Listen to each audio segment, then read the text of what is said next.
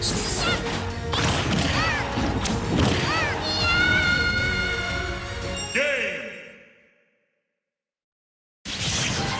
The winner is Donkey Kong!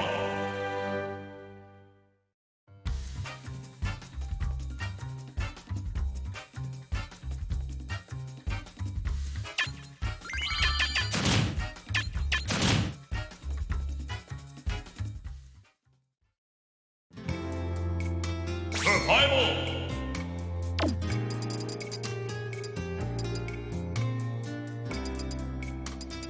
Sonic! Rio!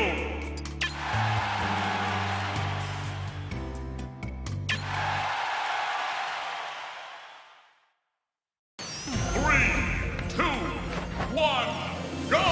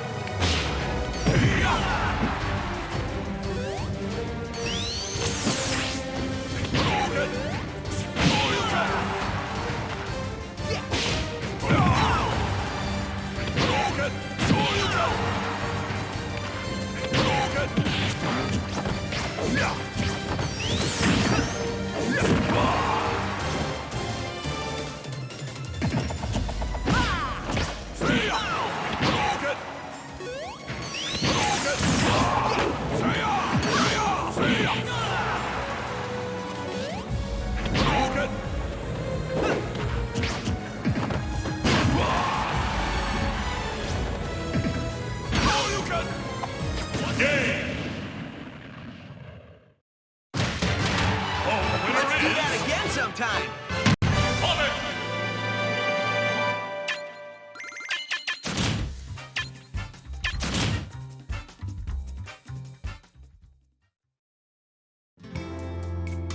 Survival!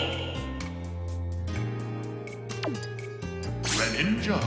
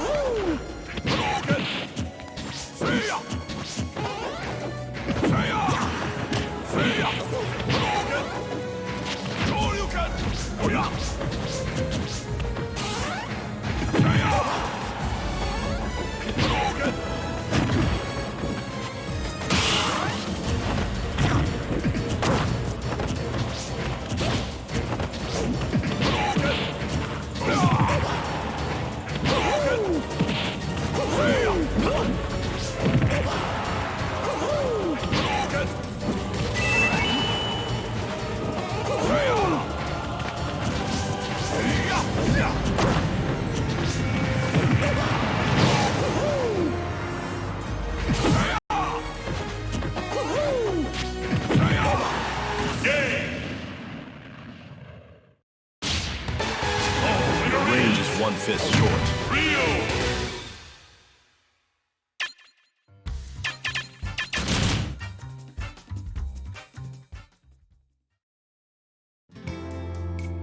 Survival!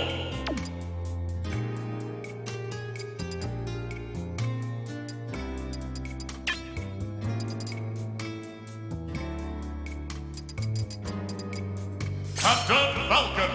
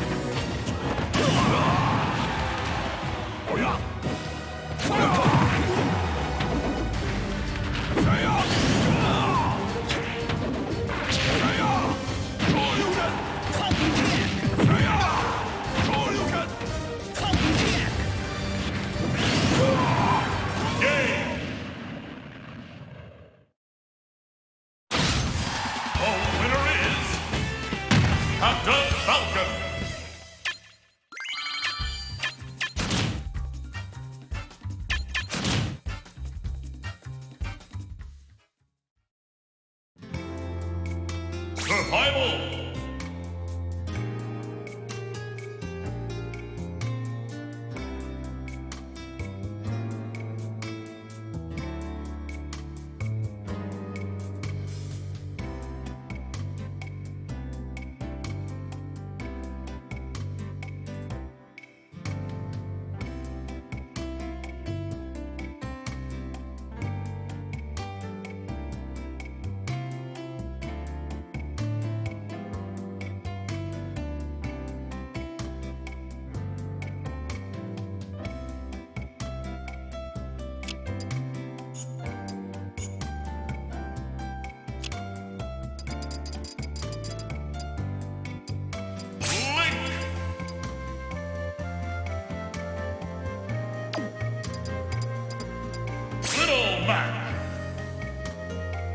Okay, and welcome back to the Insomnia i56 Super Smash Bros. For Wii U tournament here on day 2 of the tournament. We are through to round 4 of the bracket. These are the top 16 that you're watching right now, and they are playing for a place in the quarterfinals to become top 8.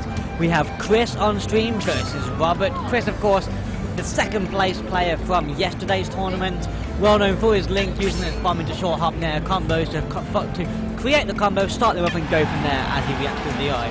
He's against a Little Mac here, which is a very interesting one. Of course, this matchup is obviously in Link's favour. There's no two ways about it, really.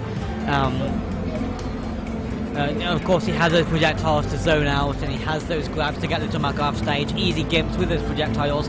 However, if Little Mac does manage to rush him down and really get in on it, then we can, of course, see some more work done by Little Mac as he hopefully reacts to DI and juggles Link accordingly. However, Chris is no opponent to just, of course, shake your head at. He knows exactly what he's doing. Let's go.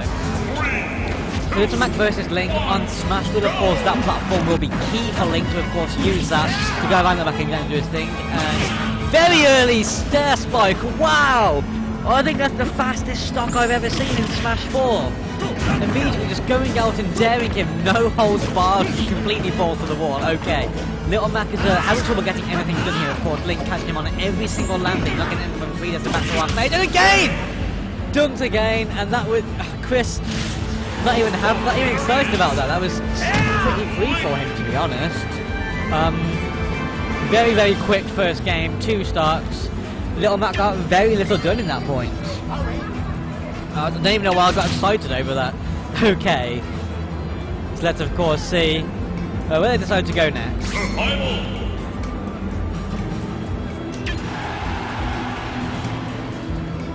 We're going back to Smashville. Okay. Let's see if Chris does come out of the gate swinging like last time and see what he can get done with this. No Falcon, no Metronome is going to finish it up. Immediately retreating to the back of the stage and throwing out the hook shot. Of course, wanting that back throw to get him off stage and just get that early kill. A really nice pivot for the tilt. Up smash out of the boomerang, and the bomb is now out, of course. The space now on Little Mac is going to be very easy to do. He doesn't really have any tools to deal with. Just punching the boomerang to get away from him. Okay, there's the grab, there's the back to our stage. What we're going to see here. No, Little Mac's not going to recover from that, and again, the start very quickly going to crit here. Looking very easy for him, to be honest, rather free. Tilts, not really getting anything, of course. Little Mac hasn't got managed to get a couple of forward tilts out on him there, falling down the stage, and again, another forward tilt. Okay. Link is off stage right now, of course he does get back on, get those jab combos. Little Mac struggling to take the stage off, and every time he does, will Little Mac get back on us? Will we see a give? He doesn't even try, he just goes off stage and gives her. It looks like he might have actually lost his second jump in the F-Smash combo there, and that's it, that's the second game gone. Chris taking that tournament game very quickly, moving on into the top 8 for the Insomnia 56 day to Smash for this tournament. Is his opponent decided yet in the next round? It is not. He will be playing the winner of Sean K and Dodge.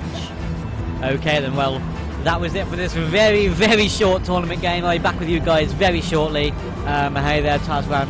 Shout outs to you. I'm doing my very best here. Alright, take care guys, I'll be back very shortly with the next tournament game.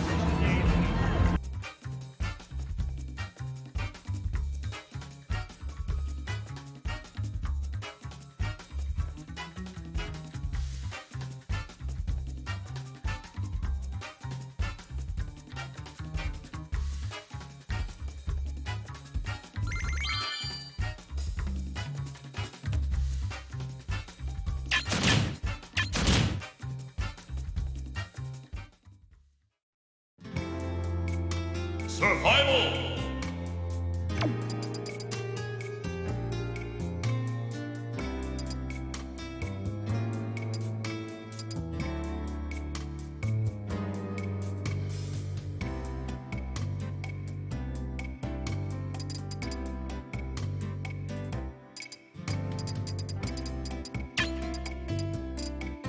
Okay, and welcome back. We now have Sinister Pixel versus Connor R sitting down at this setup here. Sinister Pixel is a player who also took part in the tournament yesterday. He's shown that he's got a wide variety of characters available to him, and let's see what he decides to do, of course, going into this next game. Okay, who's he going to decide to play? He's against Connor R, a player I'm not awfully familiar with. I believe he might have been on stream earlier today, actually. I'm not entirely too sure. But Sinister Pixel, of course, isn't doing terribly this tournament again, winning through having not yet lost the game. And we are still watching the top 16. I think both of these players are using a Pro Controller. I'm not sure what's going on here. Random pro controllers being connected, and there we go. Survival. Right, 2 pro controllers here. That's enough to make any TO cringe. It really is. Okay. We're gonna see Mario versus Ness. Okay, Ness is Sinister Pixel's main. I actually had a chance to play against his Ness earlier today. I 2-stopped him. But, his Ness wasn't awful. He's fundamentally very strong. He just needs to get some mind games down and he can be a very good player. Connor's a player I'm not entirely familiar with. We are going to Lilat. Even though it is a counterpick stage and it isn't legal in the first game, once again we are just letting things like this go through. Because players don't completely fully understand the legality of stages and counterpicks and all of that good stuff. So we're just going with it. Okay, there's a down throw, he's going to pair him. And of course, Ness is going to want those down throws into fair swings, of course, as much as he can, and get those up airs to follow up, or just back throw them off the stage. I mean, that's what Ness is, he just back throws for the kills. Trying to retreat with that down there, but a good nair from Ness, and his nair is ridiculous. It is a first frame attack, meaning the second he presses the A button, it comes out a frame later, which is a very, very big deal, of course. It breaks a lot of combos, including Mario's down throw up tilt combos. He can just nair out of this, and Mario won't have a thing he can say about it. Of course, I'm not sure if Sinister knows that. I might have to pass that bit of knowledge on later on today. Okay.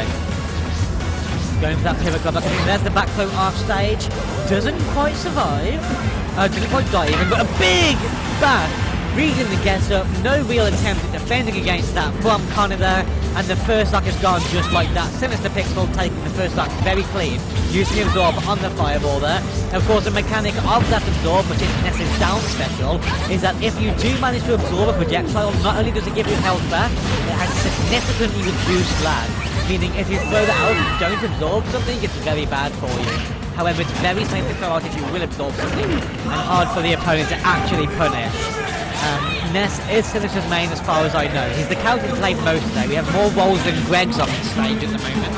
Going for that short hop there, the up smash coming out, but nothing else of it. No real punish on that free ball from the silly down B there. And just going on this up air. Now Ness is up air, who demands a lot of respect. Very good. Back to our stage. We can see if he gets it. No, we're not. Going for that nair again onto the shield this time. Now we're doing a good job of blocking it.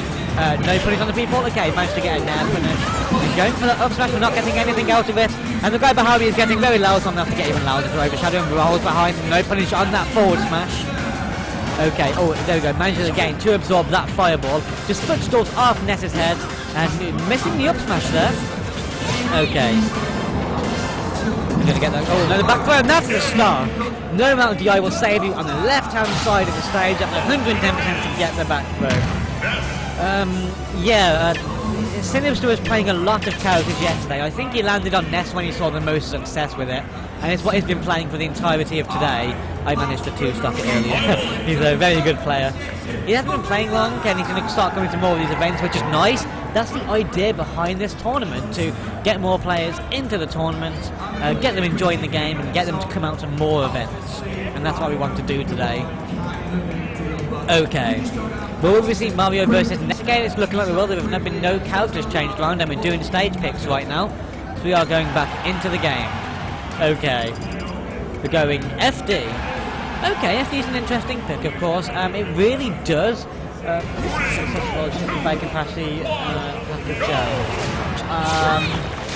I'm sorry, dude, I'm not Greg's. These players, however, could probably start Greg's with all of these rolls that we're seeing. Down throw, up tilt combos, and nothing else, but of course a good air dodge actually to get out of it. Missed time up tilts by the Mario there. Oh no, back air there from Ness. He was in perfect position for a sweet spotted back air, which would have been very mean at that side of the stage. But he didn't quite get it. Waiting for those fireballs. Goes for the absorber, doesn't get it. No punish on the whiff up B. Lets him free fall back to the full people. There's the PK fight into the grab, down throw into the flares across the stage. And this is what this is your bread and butter for Ness. And there's the big bat to punish the free fall landing. Okay. We're going for the grab, rolling behind it. We've got a lot of roll going on once again here. PK fire combining with that fireball there to make the ultimate fire. And will Mario get back to this? The PK flash for the edge guard doesn't get it, does get up B punish. I see what he was going for, and he just didn't work out. There he managed to get the absorber, and as you can see there, he could absorb the fireball. He had finished the animation for the down B before he even started descending to the ground. Now a nice down through the up air, up B string there. Very nice. Of course, doesn't have the that he needs. Okay, and oh, the cave is starting to come out now. If he does manage to hit a cave on that PK fight, it could cause a problem. PK flash! Off stage! for the game. Oh, I love to see that. It's so good. Okay, the big flash after stage, of course, going for that absorb on the fireballs. When you just throw projectiles at S, you're asking for all of your work at doing, building up the damage. You're just asking for all of your work to be done, and that's exactly what was just happening. Okay, forward airs. Okay, we've got an up smack up air. I think there was a down tilted forward, down angled forward tilt we just saw from this attack. I didn't know you could angle this forward tilt, so that's quite cool. Okay, PK5 perfect shielded, perfect shield on that fireball there. Just got... All of these rolls are making me choking. I can't eat all these rolls at once, please. Okay, we'll go for that PK flash. That was ballsy. It would have been hype if he hit it, but he didn't. So it's unfortunate almost. Up there, of course, Ness in that blast zone right now. Not getting anything on it. No dash damage, should do a lot of damage. But again, that PK flash, he really wants to do it again. You can tell he just really wants to do it. And I was having a conversation with Sinister yesterday, and he was telling me that he does have a habit of throwing out PK flashes far more frequently than he would want to. There are times when he can get a back throw kill, but he decides forward throw the PK flash would be better. That was a big back. Oh! No DI to save him there, and the stock was taken way earlier than it should have been. That forward smash should not have killed, but there was no DI there to save him. Sinister Pixel taking that game, moving on to the top 8 for this tournament, winning his place in winners semis.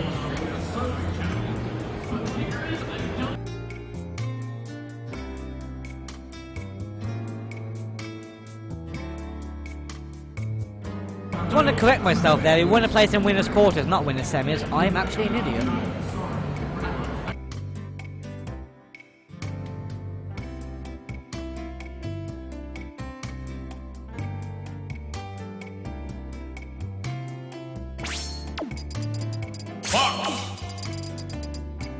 Okay, we're bringing it to you again. As I said, before tournament rounds, we are opening all of the setups up to the general public to sit down and play friendlies.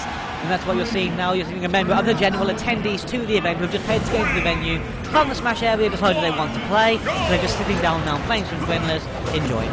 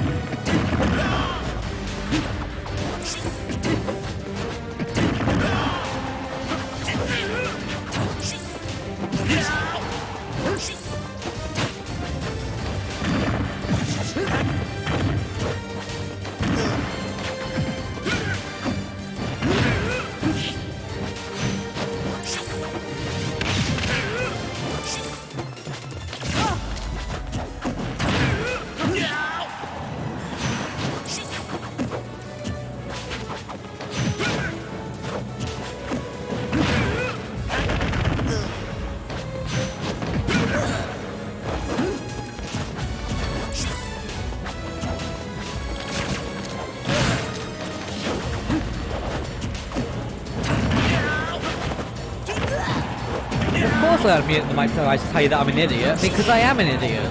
That's who I am, I'm sure. When I commentate video games, being an idiot, I'm going to mute myself again.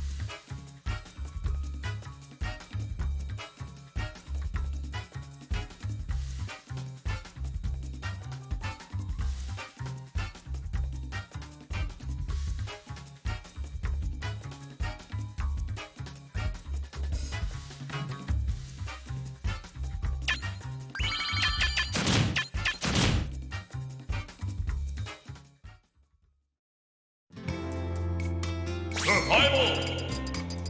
Fox! Rio!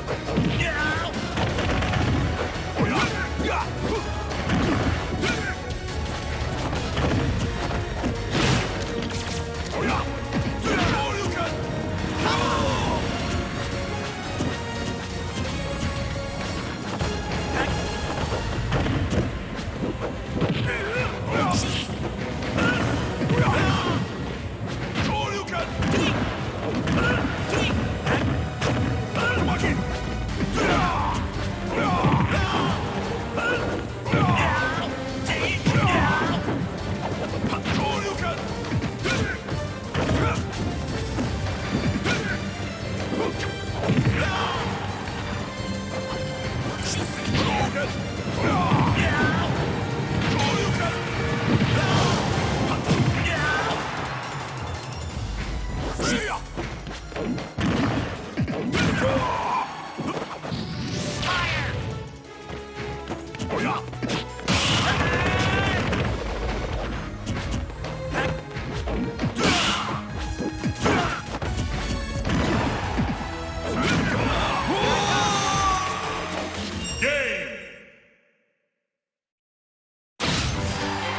The winner is Returning to base.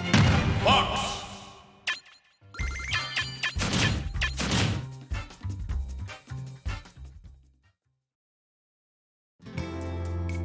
Survival. Fox.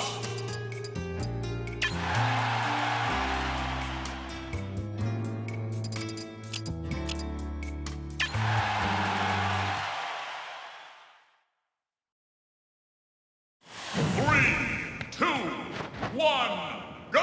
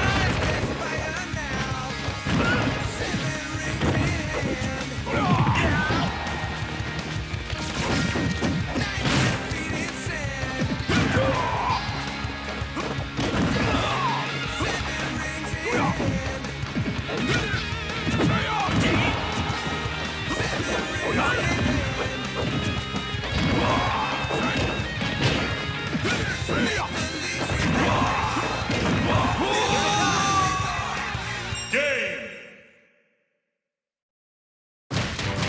The winner is Returning to base. Fox.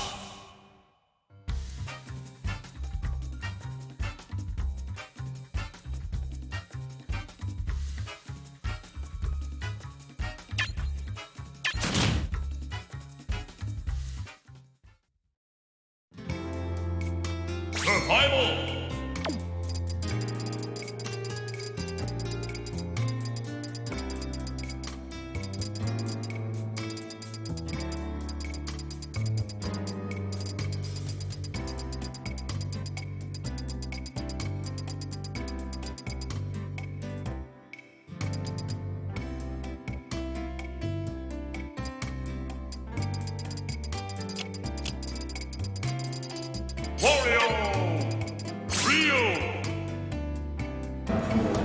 Okay, here on stream we have Ravage C versus Blaine.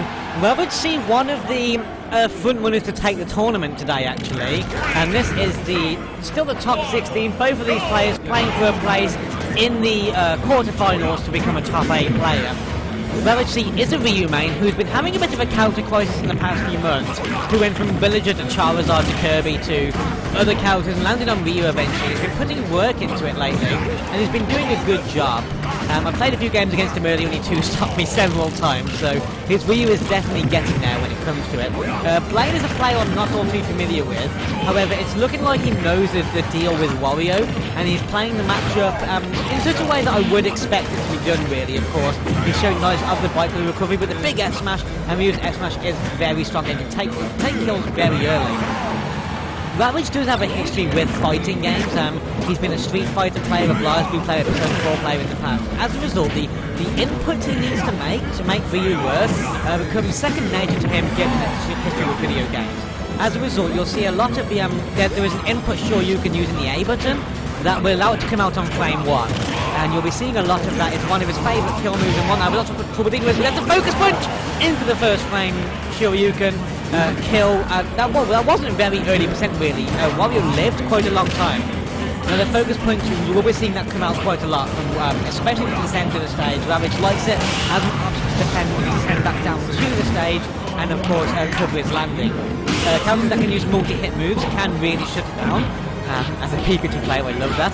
And here we go, this is the up tilt, it's a chicken wing combo, the chicken fillet with mayo, and Ravage will do that across the stage, and unless you smash DI out of it or DI jump properly, it can carry you up to 100% and then finish off with the first frame Shoryuken.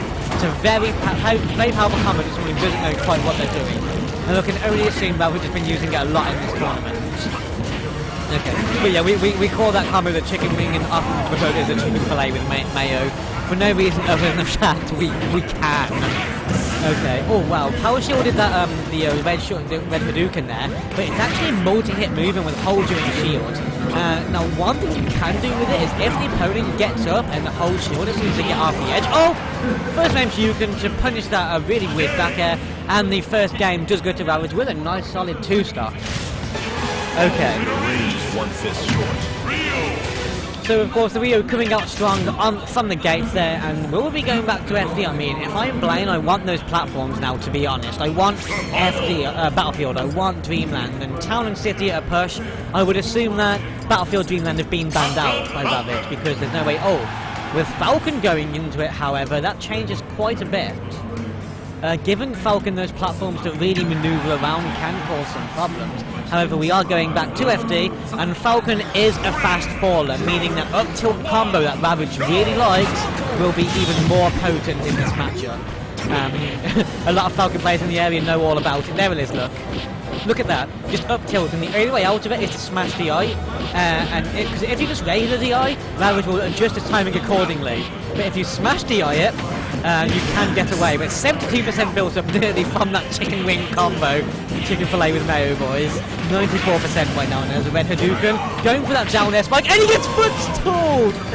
Oh, it's really unfortunate. I'm not sure that was intentional. Blaine took a very early spot there by a footstool, and the Hadouken wasn't a sweet spot, unfortunately. Didn't get the kill on that. But at this percent right now, it's not going to be difficult to really launch Falcon into a situation where he can get that kill. Okay. Oh, and that's a good forward air, nothing of it just yet. And there's the red Hadouken, 168%. He really wants this, you can tell. And that's a down tilt actually, or is that a down smash? I don't know Ryu's animations nearly as well as I should. Going for that forward tilt there, didn't quite get it. Oh, going for that front push at the centre stage, of course Falcon, the only move Falcon has that can deal with that is the forward air, which is a double hit move, you have to hit both moves. But there's the Shoryuken to take the kill, killing at 200%. He lived very late there. Again, another footstool coming out from Falcon there. Something Ravage really needs to watch out for. He needs to stop standing under this Falcon where he can just get footstools. And you can see him looking for that up tilt now. He really wants that up tilt combo to get something going with it. Oh, there's the blue Hadouken, gets hit by Falcon knee, and turn around forward tilt to try. He's really looking for it. But no, he's actually going to start spacing out a bit more now. He's at a percent deficit, but not by much. Going with Falcon punch out between the stage. And that's something, of course, that is a really good option. Oh wow, okay, he did up air the focus punch, but unfortunately the only aerial move Falcon has that can deal with it very well is the neutral air even, which does that double hit. And that's what we're going to be wanting to look for if he wants to shut down that focus punch. Okay, using that there to return to stage, fair even to 2 up airs in a row. Jumping on 106%, he can be killed very early here. Okay. Going for that. Oh, okay, good. Fair to return to stage again. The blue Hadouken's coming out. Oh, there's a Shoryuken. Good DI, just about keeping himself alive. Just take some bubble damage, however. 113%, it's going to be very easy to switch stock off. Going for that charge death smash, you can tell he wants it. But the down smash just take him off stage. Oh, Ravage looking for the punish on the get up there. But he's got to be super careful. It's going to be very easy for Falcon to take this stock. Going for that knee, but does sour spot, dash attack, and he's got to get back to stage now. The focus point is what he's going to need to use it, yeah. In this situation right now, Blaine, what he... Oh! Oh, I thought he died then. I thought that was the stock. That was really weird. It looked like he was actually gone. Okay, there's the forward air again. 152% right now. Having a bit of trouble closing out this stock. Actually, Rose Bridge has trouble closing out every stock in this game, in the set so far. Oh, there we are, Falcon Punch! He focus punches there, but he just goes through it. Oh, there, but it shields the F smash, and then frame one Shoryuken straight to the top last zone. And Ravage takes that game, moving on to the top 8 to win himself a place in the quarterfinals. But Blaine did play very well there, of course. He's shown knowledge of the matchups. His Wario wasn't as impressive as Falcon, of course. He didn't get that really early footstool kill. But in the end, Ravage just ended up clutching that out, taking 2 stocks rather quickly. Great use of the chicken fillet with mayo, of course, 70% damage done. And just a dominant play overall. Very unfortunate for Blaine, but Ravage does move on. And like I said, he's one of the front runners to come to the end of this tournament. Okay, so now we have, this is Chris sitting down, and his opponent, let me look at the bracket, is Sean K. So these guys are top 8 players, they are in the quarterfinals, and they are right now playing for a place to go through to the semi-finals. Now we did see actually Sean K on stream a few times yesterday, I believe. I can't remember who he played. I honestly can't remember, but I know he never played Bowser Jr. yesterday, so that's interesting. I know he played Falcon at one point, so I guess Falcon, of course, would have trouble dealing with the zoning tools the projectile again that Link does have access to. And so he's going for his own character that can do that zoning. And this music is so loud right now, it's driving me insane. Okay. I think this is the guy that actually shouted "get dunked" yesterday. Like, he really shouted "get dunked" every time he down-aired somebody. I seem to remember that. I think this was the guy. I'm not too sure. Please correct me if I'm wrong. Okay. We're doing stage select here. Now, both of these... This is such a weird matchup because they both play with a very similar playstyle, using projectiles to take stage control, zone the opponent out, and then of course when they can go in, do their combos with their big finishing moves that they do melee, in the melee range. So we're going FD, and that's really going to play to both of their playstyles right now. We've immediately got the Zoe tools coming up on both players there, their bombs respectively.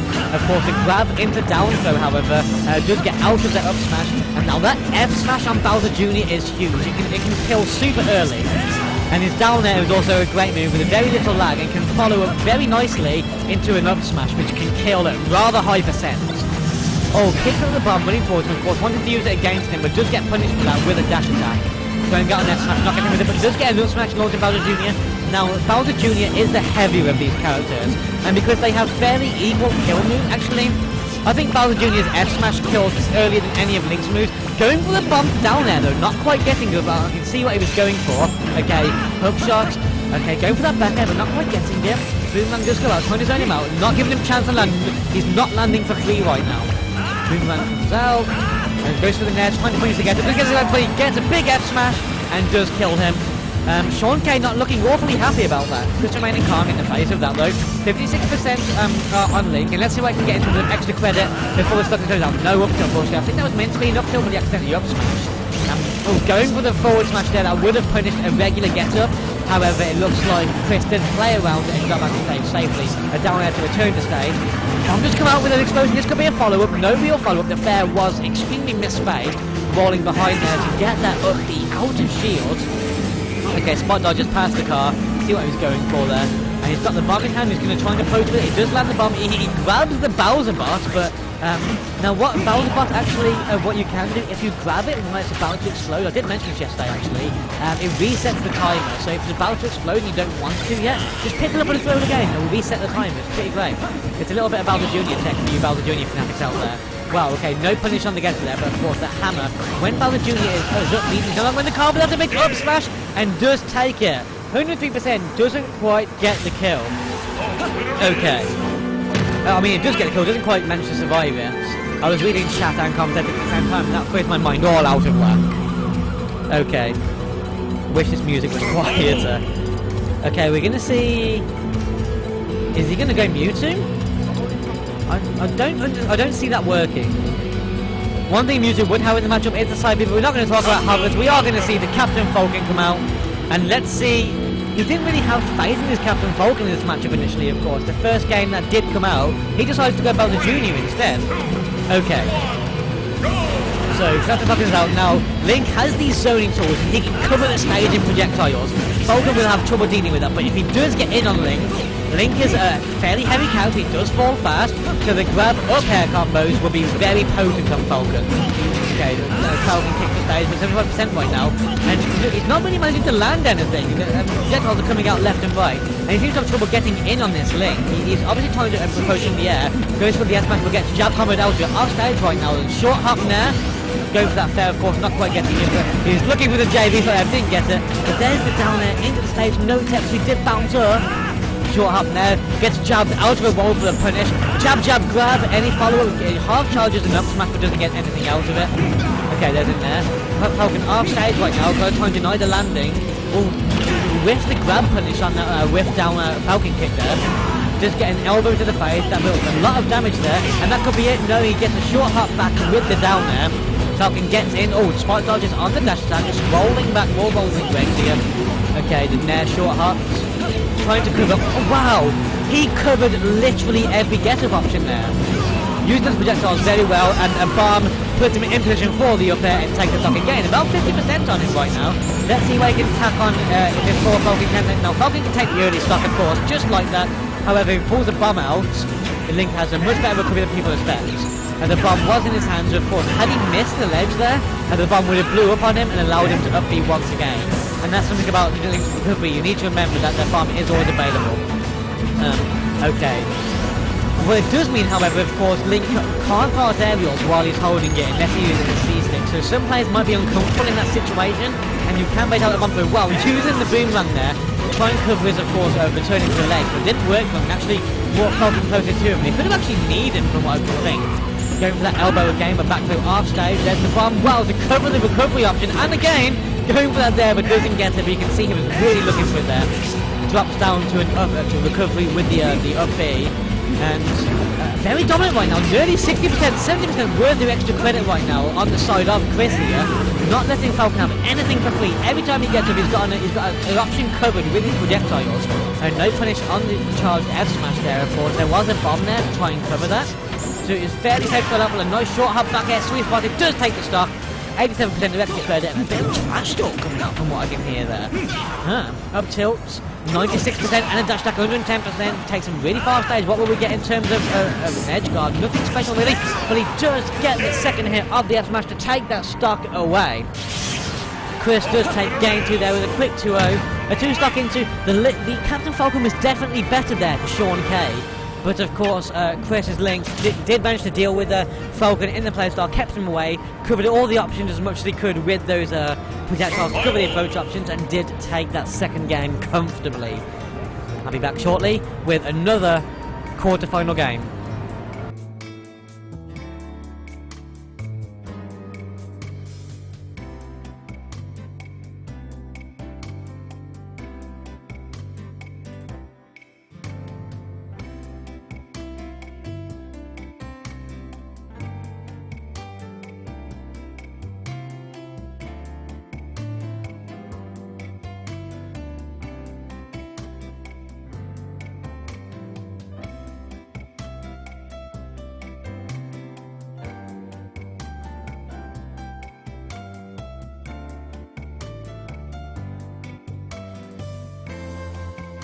Just a quick message to Coldream. I have Chris stood next to me right now and he says thanks for cheering him on in that chat.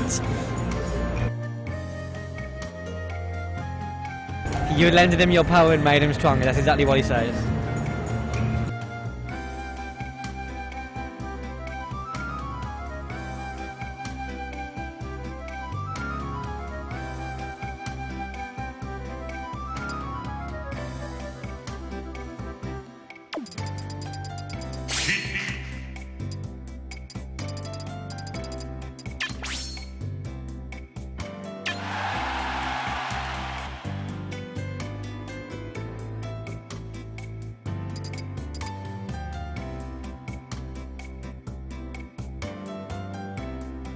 And we are bringing you some friendlies right now between Chris and another player whose name I don't know. However, I've just had a message passed to me saying that he is a very good Sheik player, especially for his age. So they've asked to sit down and play some friendlies on screen to see how it can go. So enjoy his exhibition here between Sheik and Link.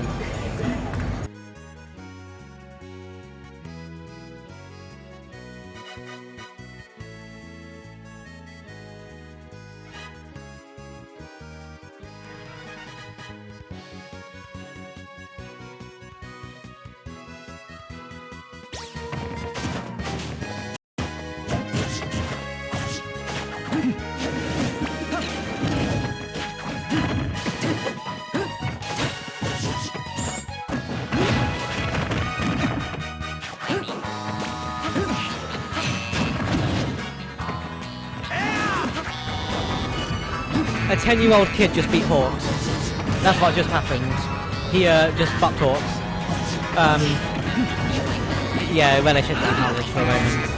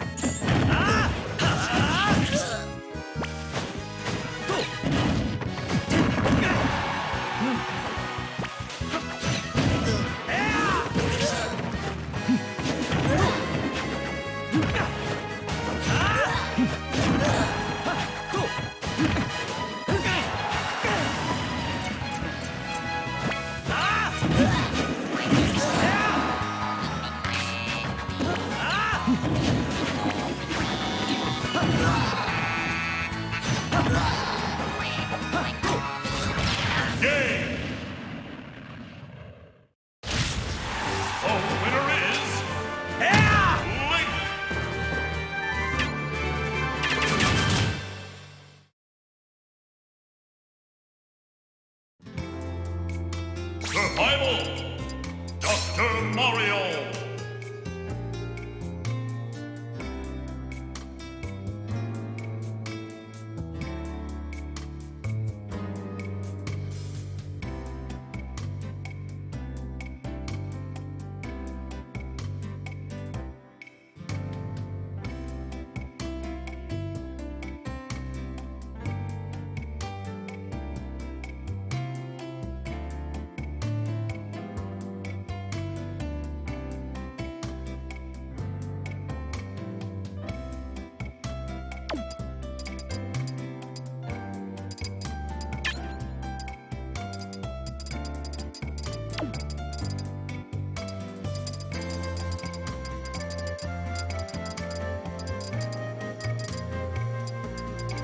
Troy!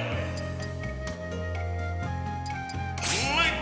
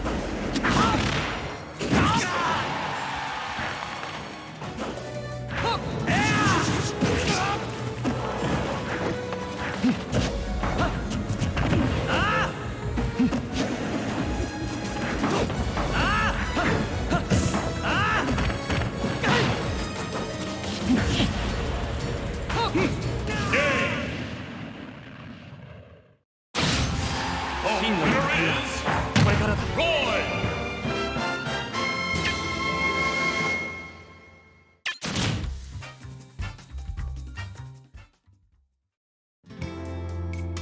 Survival.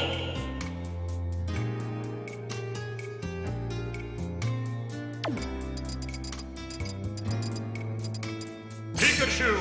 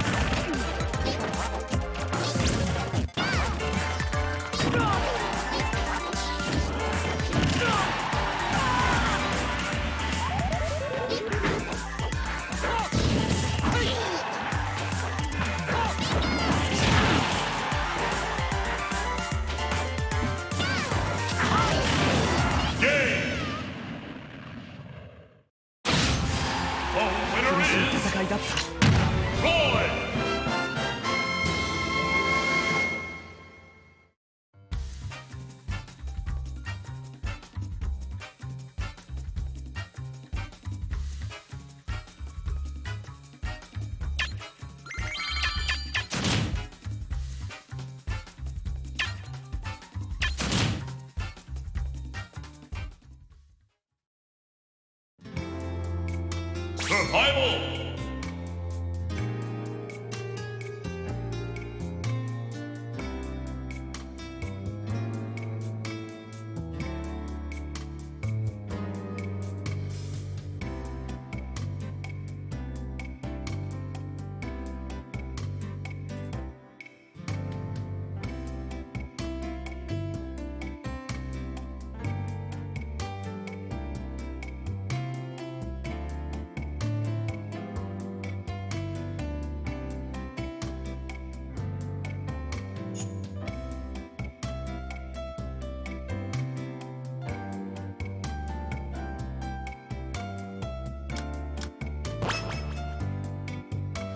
Survival!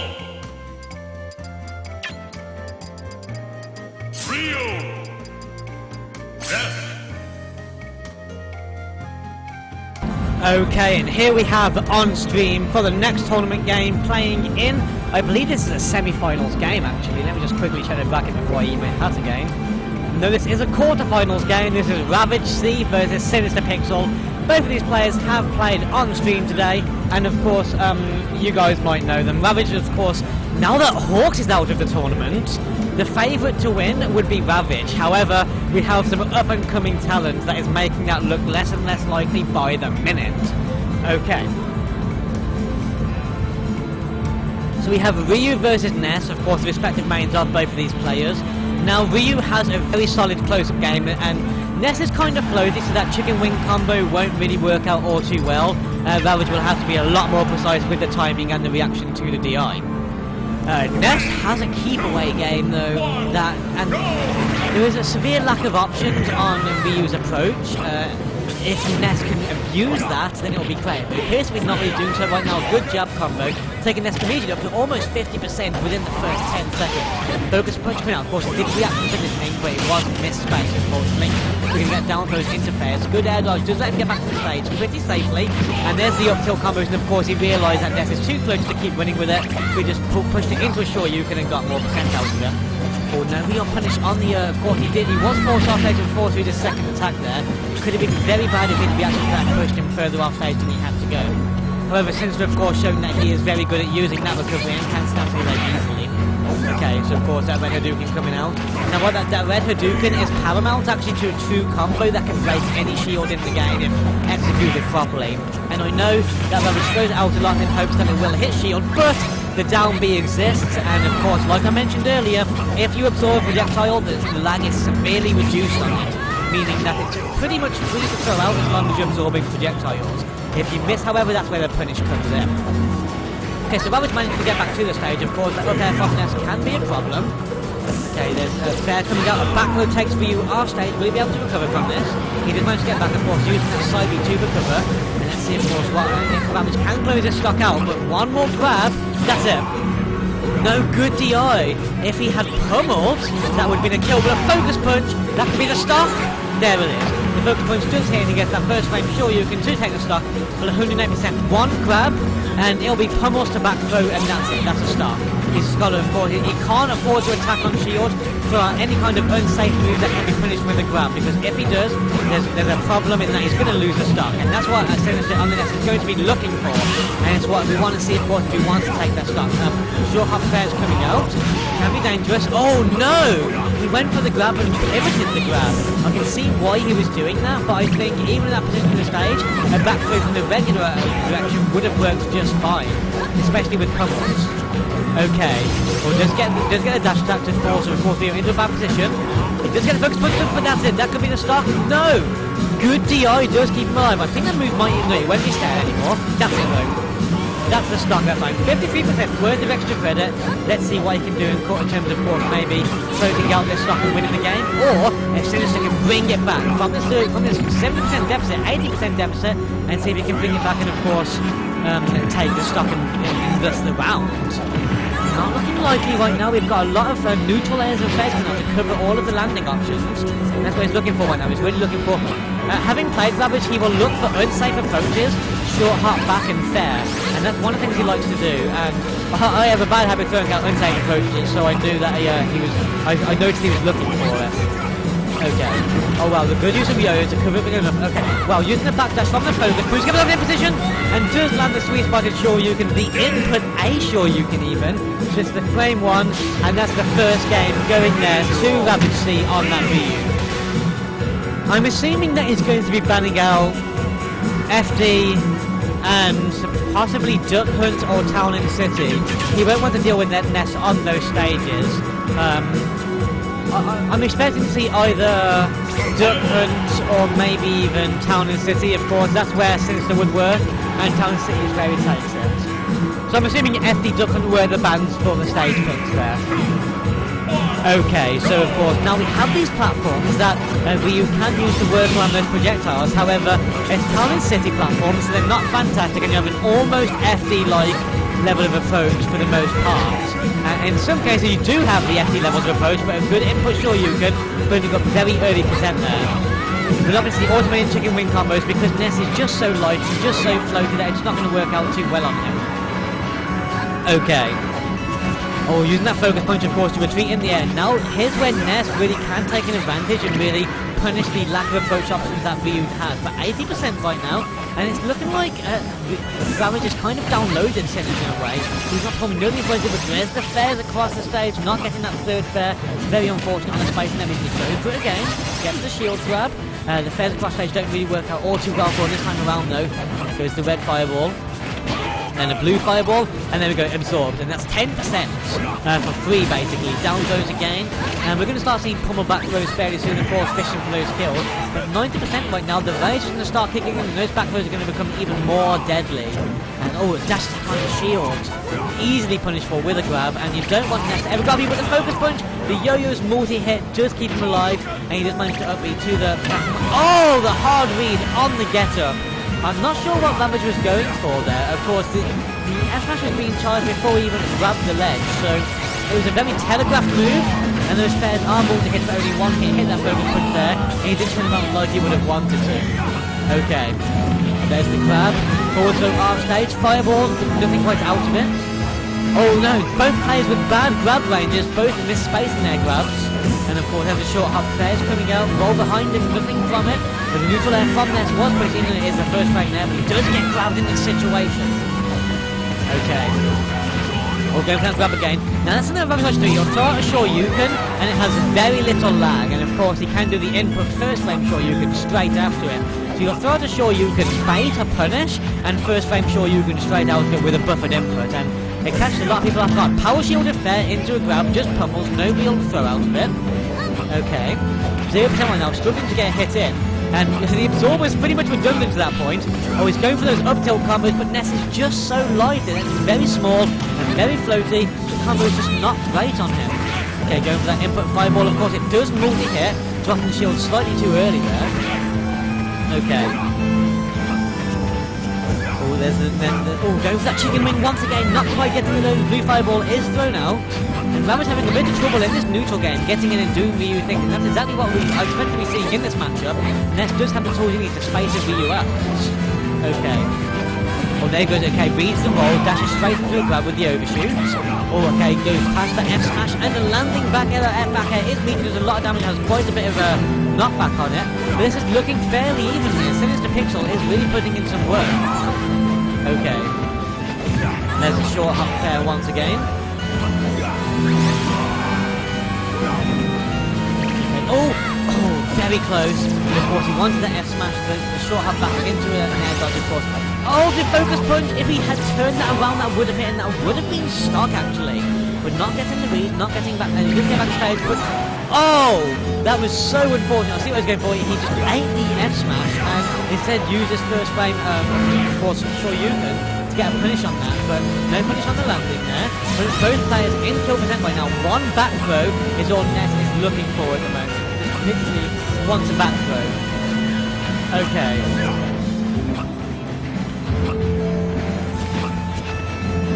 Such high percent right now. So this could be it. No!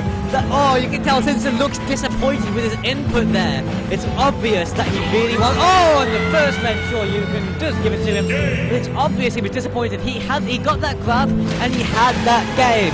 And then literally threw the game away. Just literally threw it. Down throw, and that was it. Very unfortunate. Shout out to all 41 viewers. That's the most we've had this stream so far. Okay. Very unfortunate for Sims to be knocked out due to an input flip. You hate to see it happen, but it does. And sadly, lost the game as a result, but Ravage did play very strong throughout it. We have sitting down now. I think this is this friendly? Is this friendly? Who's playing? Yeah, but what's his name? Okay. Yeah. Yeah, I know. Okay.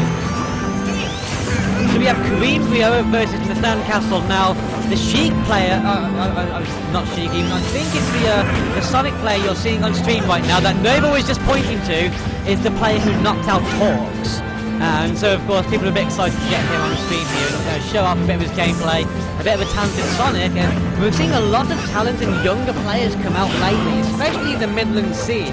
And you say 2 kids, but the kid on the top webcam just beat Horton Griffin, so he's one of the favourites. Okay, yeah, that's why I have to find out if it's a friendly, because I'm not sure if I have to commentate. If it's a real match, I'm commentating, of course. The dash attacks, and this Sonic is showing good user spacing, good stage control, but Fox does have the potential right now. And it's an interesting one. It's a very fast-paced game. It's Sonic versus Fox 2, very fast players.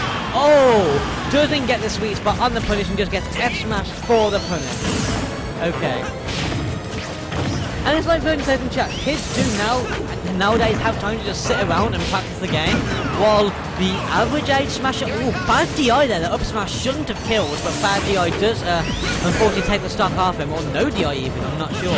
But that's one of the things when you do have younger players, they are fundamentally very strong in their gameplay, they don't understand quite the depth of technical knowledge required in Smash. And you see things like that where they're a good player, but they don't have knowledge of things like DI, like reads, etc., and they just play very Sherm-esque and they just react to everything. And youthful reactions are nothing to, of course, be overshadowed. Young players have very good reactions, and that's why one of the many reasons they do really excel in this game.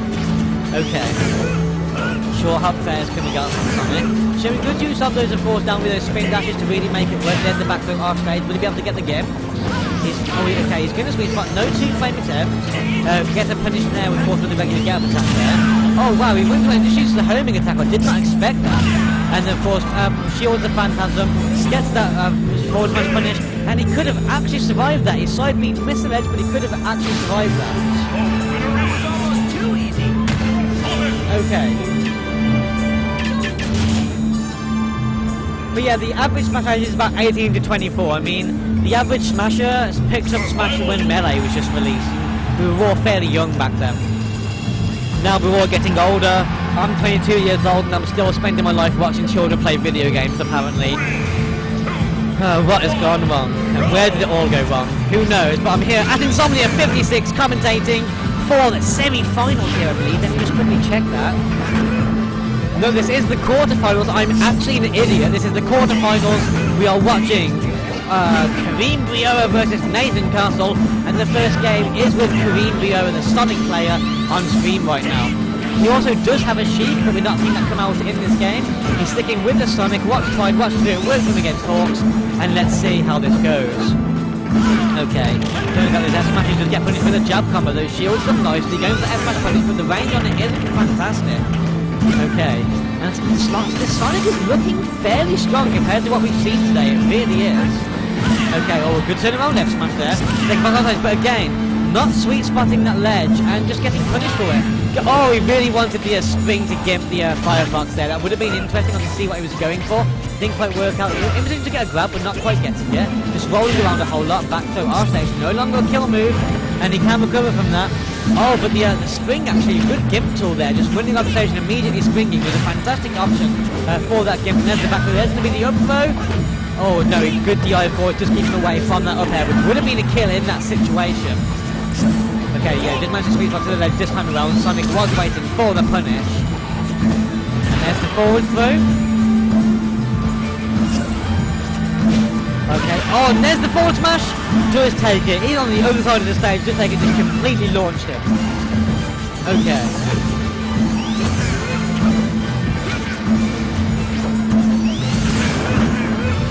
Okay, so we have spin dashes in. Wow, a lot. 50% built up in one quick swing. That's incredible. Ixis, are you watching Ixis? We are watching mini Ixis on stream right now. This is incredible. Even with the same skin as Ixis does, actually. This is incredible. Okay, down there, back to the stage. Of course, punch with an up air. This Fox not really getting much done at the moment. Oh, good back air. Takes something off stage. Oh, there's the up smash. He's going to side back to the stage, not getting a sweet spot, going for that punish. He needs to sweet spot that ledge. He can't afford to keep recovering high like that because Kareem is punishing it with that forward smash very, very strong. Okay, here we go again. The up air is coming out. Forward smash, nothing else of it. Okay. Back throw off stage. In a position where he can get a kill here, but he does get back. Oh, okay. No punish on that with forward smash. A get up attack would have punished that nicely and gave him much more freedom to move around, get back on the stage to that platform. Forward throw, okay, that's interesting. Oh, and there's the forward smash to punish the get-up attack, and two stocks coming out. Kareem moving on to the semi-finals. Again sometime.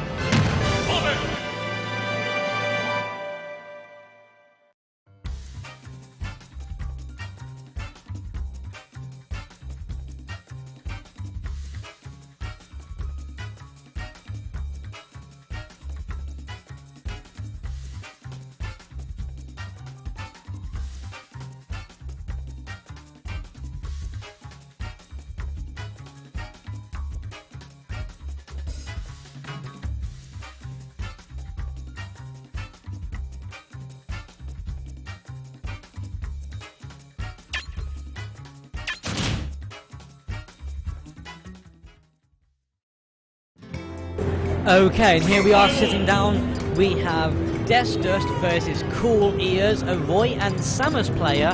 Both of these players made it rather far in yesterday's games too.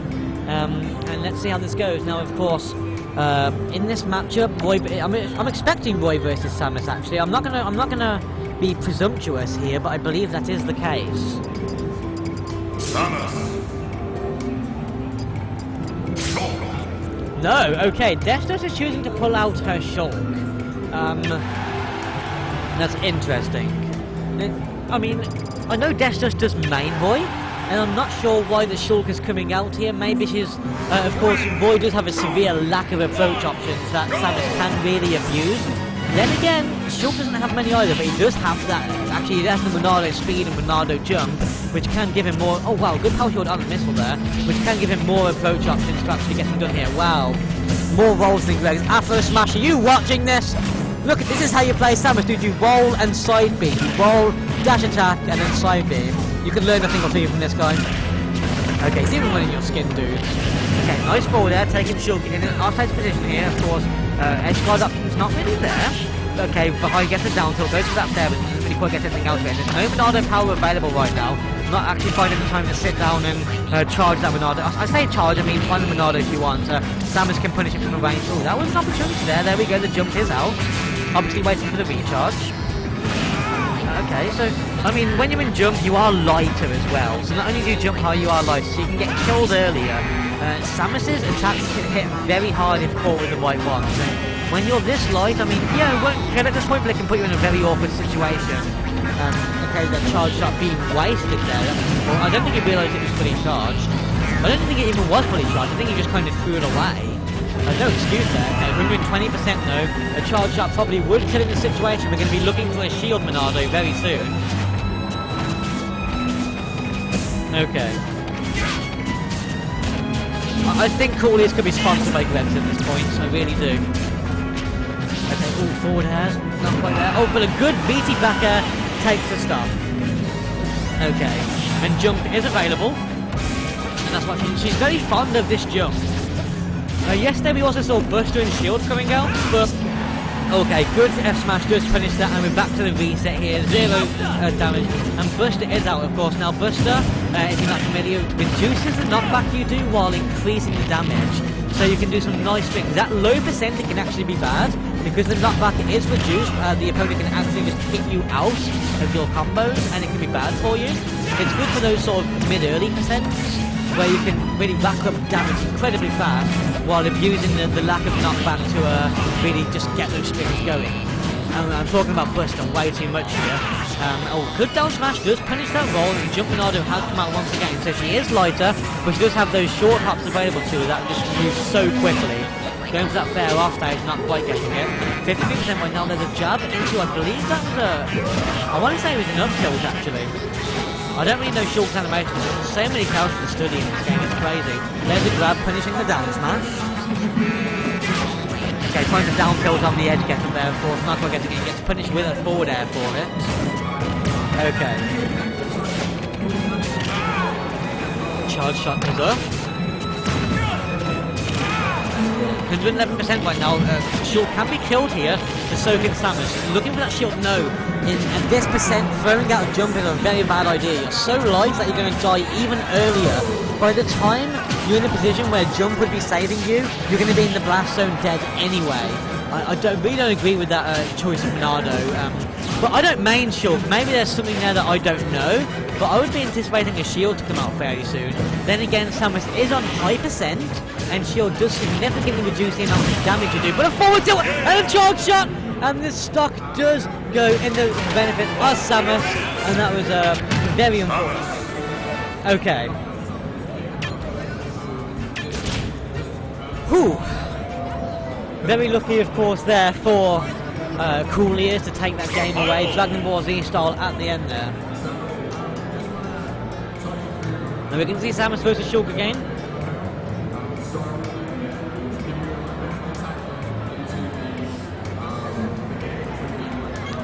Let's see if the Roy comes out. I'm not sure.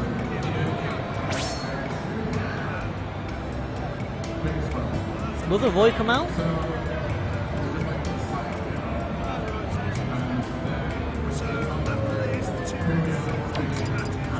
Okay, yeah, the Roy is coming out. I kind of thought that would be the case. Of course, Roy is the main. That high percent jumping Oliver is definitely a bad choice. You were just so low, you would have been killed super easy. Okay, so we have Roy versus Samus here. Very similar, but at the same time, very different matchup. Depending on how you look at it, of course. There's a lack of approach options, very melee-based, slowish sort of sword fight with big meaty attacks. And I think Samus has a better matchup here than Samus would against Shaw. Then again, there isn't really bad frame data there for you to punish. Of course, Roy doesn't really have many auto cancels, but besides that, his frame data is pretty good. As a result, she has to abuse that and really outspeed this Samus, because if she lets Samus zone her out, then that's going to be a problem for her. And on the flip side, of course, Samus does want to be zoning her out. Roy's approach options are lacking, as I keep mentioning. It's one of the main reasons that I dropped Roy personally. And Samus can really take advantage and zone him up with a good spot dodge down smash. Bit of the serve special here on the screen today. Okay. Power shields on the missiles. Ooh, gets caught in the air by the missile there. No F smash to do. The F smash was there to follow up, but it was misspaced. Okay, forward air to get back to stage. Okay, spot dodges into jab combo is not really working out all that well. We'll go for that counter, we're not quite getting it. The charge shot does come out, and there's a down smash. Roy's off edge guard position right now. What will we see in terms of Roy getting back? And Roy will get back to stage fairly easily. Any landing punish? No landing punish. Okay, so both these players are playing very conservatively right now. They're landing their hit, getting them in, of course, taking the neutral. Oh! The roll beat with the charge shot. Cooley is looking very stressed right now. It seems like he's really working hard this game. And when you play Samus, you do have to work hard. So you have to work twice as hard to be half as good as the top tier main. Okay, or twice as hard to be half as good. I think that's what I said. Anyway, first stage, shielded, punished with a nice forward tilt. To get back stage again, once again, punish, drop down fair to stage and does get shield punished with a big meaty F smash. Okay, dash attacks into the up smash is not really working out for her. Again, Samus is a girl, Cooley is a guy, Roy is a guy, Destus is a girl. This is confusing to me. Okay, jab combos, going for that jab into F smash, of course. It is a good move that does work at the low percent. Not quite getting it. Oh no, I had a chance for a grab and didn't quite get it. Of course, that is good for Samus, and his grabs are being worked, because once you grab Samus, you can be quite a bit. The options after it are kind of lacking. Except for maybe that really good fair that she had. Nair even. Her Nair is incredible in that sort of situation. Okay, oh, there's a down smash.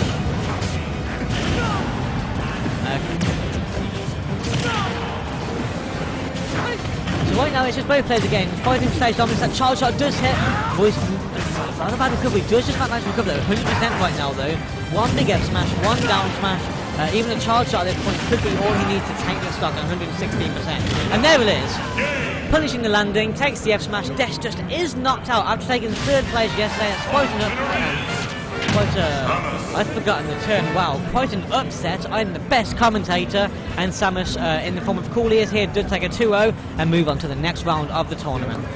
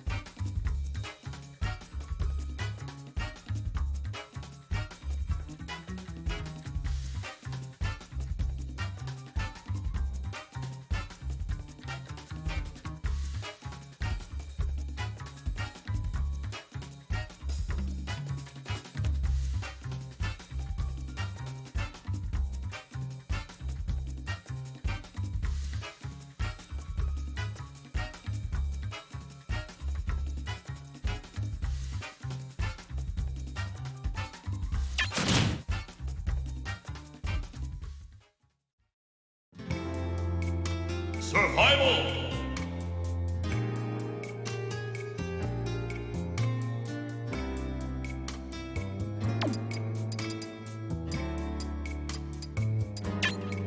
Okay guys, for this game I'm temporarily going to hand over the microphone to a different commentator, because I've been the only one commentating today and I am hungry. Talking about Greg's rolls has not helped that one bit. So the microphone will be handed over very shortly. Please enjoy, and I'll see you guys in a little bit.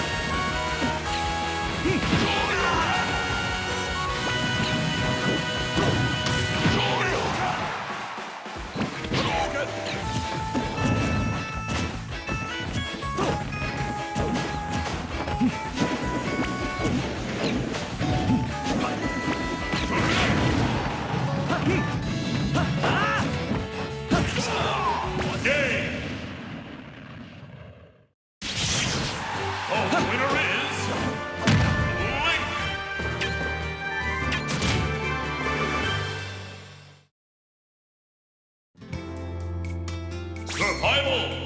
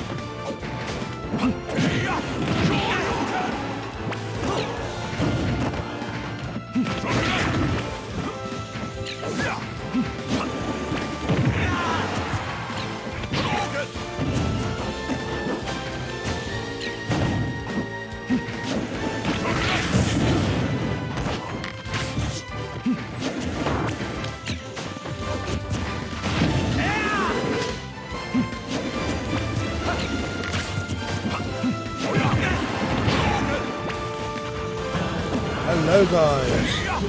Sorry about the background noise, they won't shut up. There's one good read.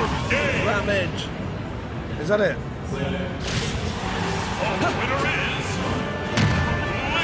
Is that GG's?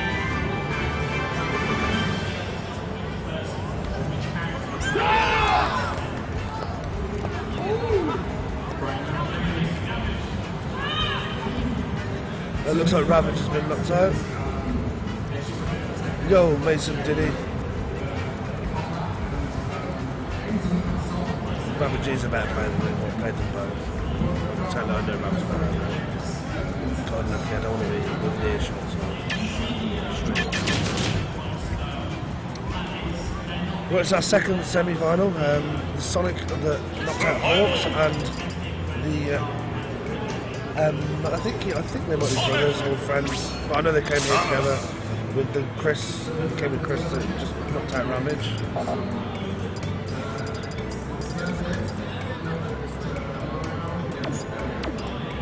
No, you're not, Ram.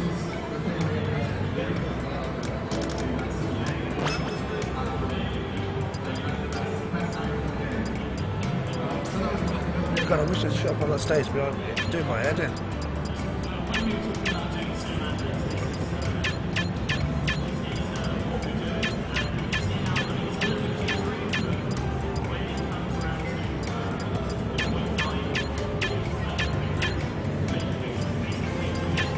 Hawks lost to this Sonic player. Really shouldn't have, to be honest, but he did. And if this Sonic can capitalise on the momentum he's getting throughout this tournament, it could be a good shout for the win. Which would be great because he's 11 years old, and £150 when you're 11 is a lot of money.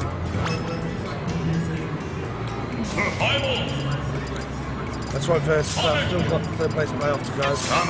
So he might still win some of his money back if he's here again tomorrow, so he may win some more money.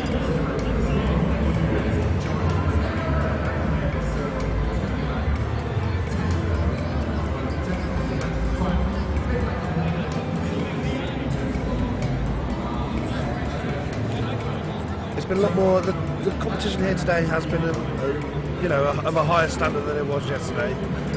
Thanks mainly these three lads from Milkey's that have never been to a tournament or anything like this before, but they haven't left Smash fans all day. There's a really good Fox player as well who's just signed up. Shame. He had been shot for winning.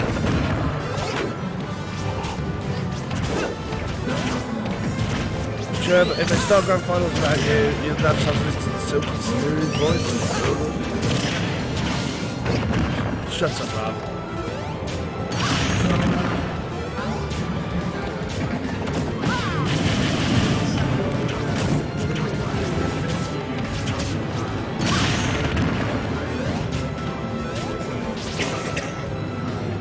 Sorry about that stream.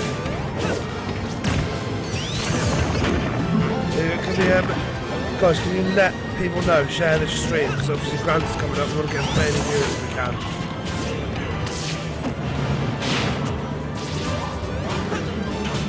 Oh, it's close. Sunset back up so fast. But it's going to be a tough match. rest of the Sonic is good. He knows what he's doing. Just the perfect limit damage on the Hawks in the match on those balls. Not overextending himself and getting a nice forward smash.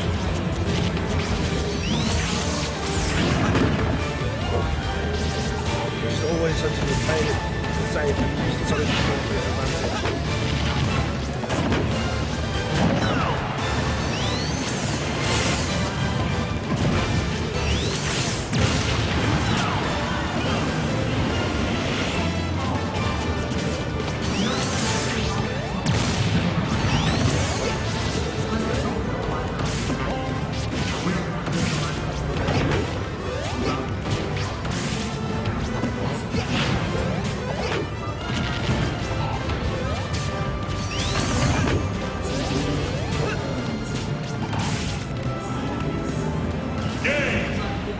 That's game one. That was almost too easy.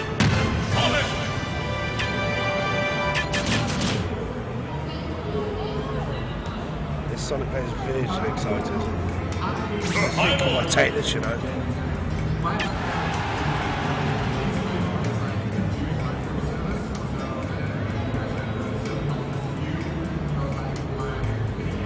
He's not bad at all, to be fair. He rolls a little bit too much, but then, you know, he's only playing his friends on Glory, so... Lilac Cruise? Have you seen Lilac Cruise up the street today?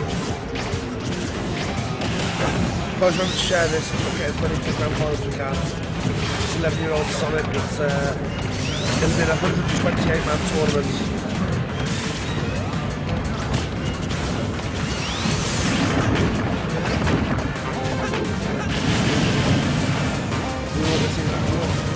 You know, let's try and make 56 years grand.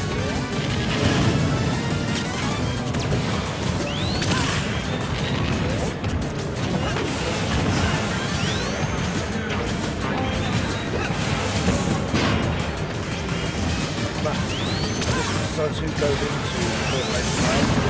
Will be with Spanish Soul well today, managed to get top 8 on the stream, which is good. You can see the Salt in the background there, Ravage seeing Hunter Rippin. We should be here, but we're not.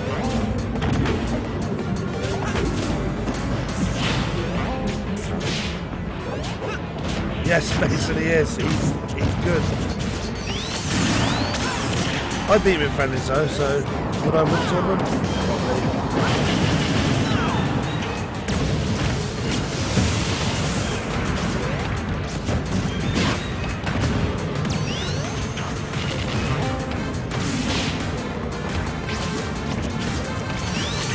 Oh, that's not what I wanted to win.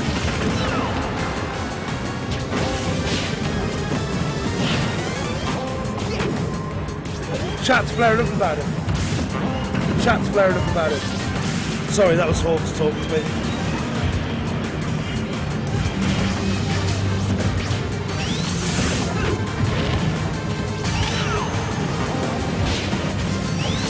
Let's go, Kieran.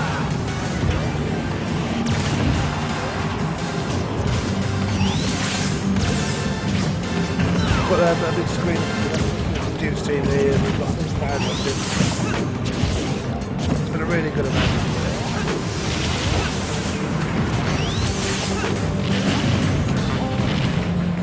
Did I get the knee? I don't think I did, mate. It's a bit too fast for that. I did spike it, and I did get a back air right at the top, which was nice.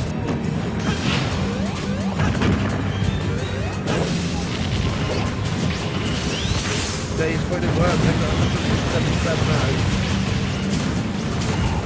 Someone can get all those fully charged up the other DM. There it is. See you later, Sonic.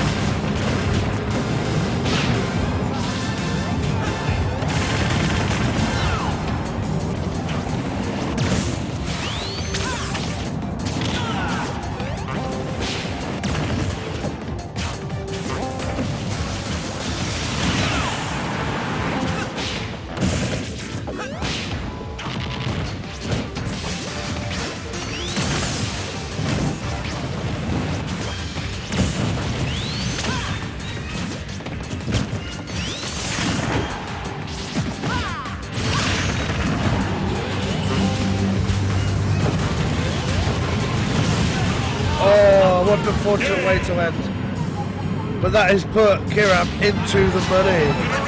Again sometime. So now we have our third place playoff now, which is going to be Ravage C and Samus. I can't remember his name.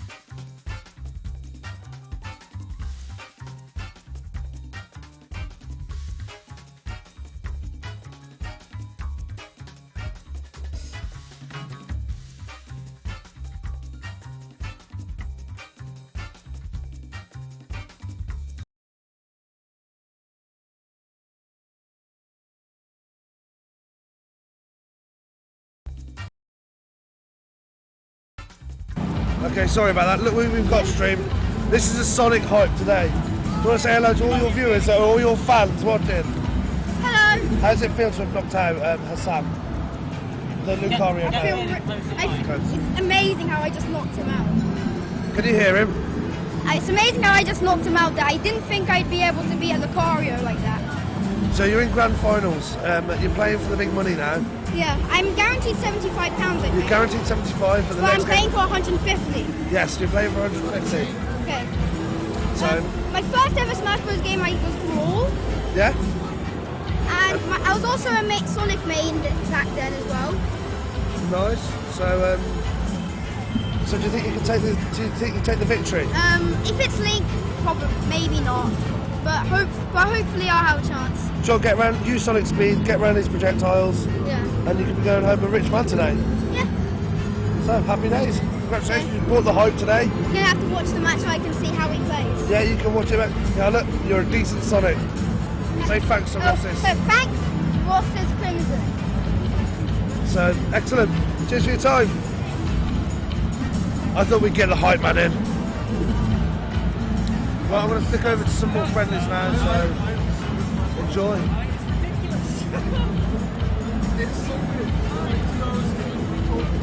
Sorry? No, Mario's going back down there to give you all out. Is it your co-host?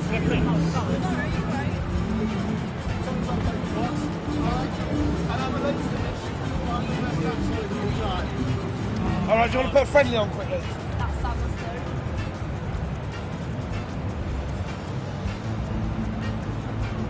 No, hang on, because Rav will be on there anyway, so...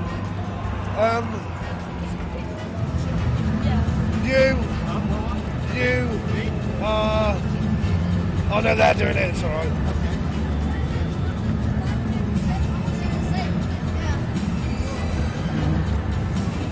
I want to try and do enough punch.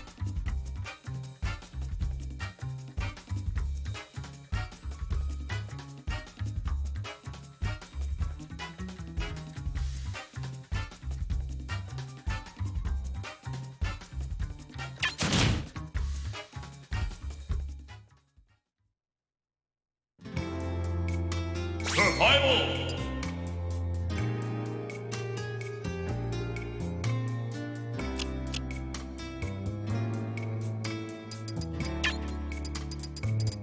Trio!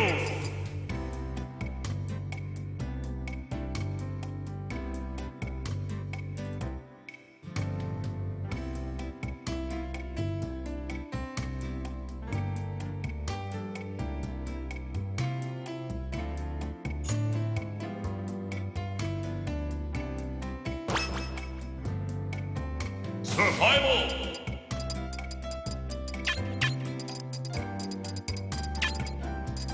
Rio. Lucario.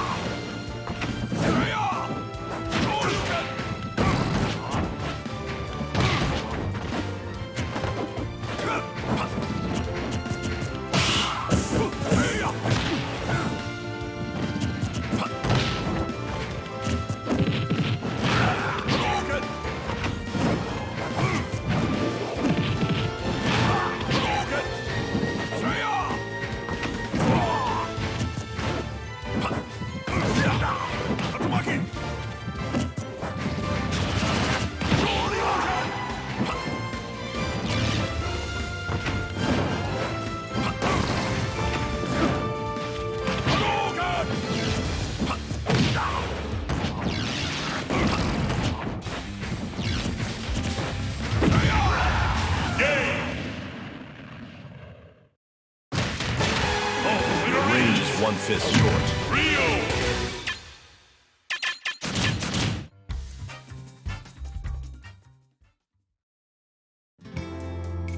Survival.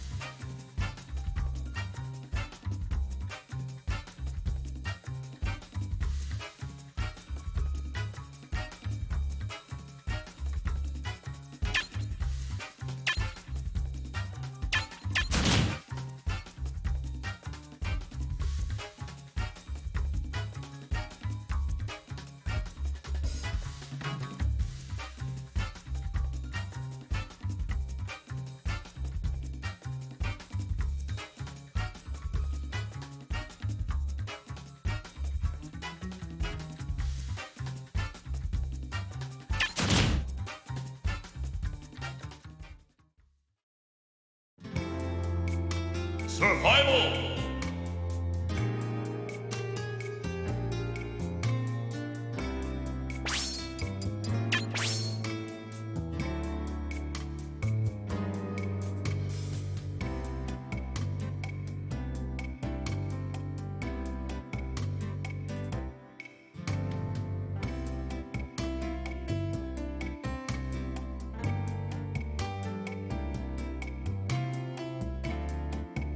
Okay, boys and girls, ladies and gentlemen, smashers of all kinds in the chat, we are back for Insomnia i56 here at the Birmingham NEC for the Super Smash Bros. For Wii U tournament.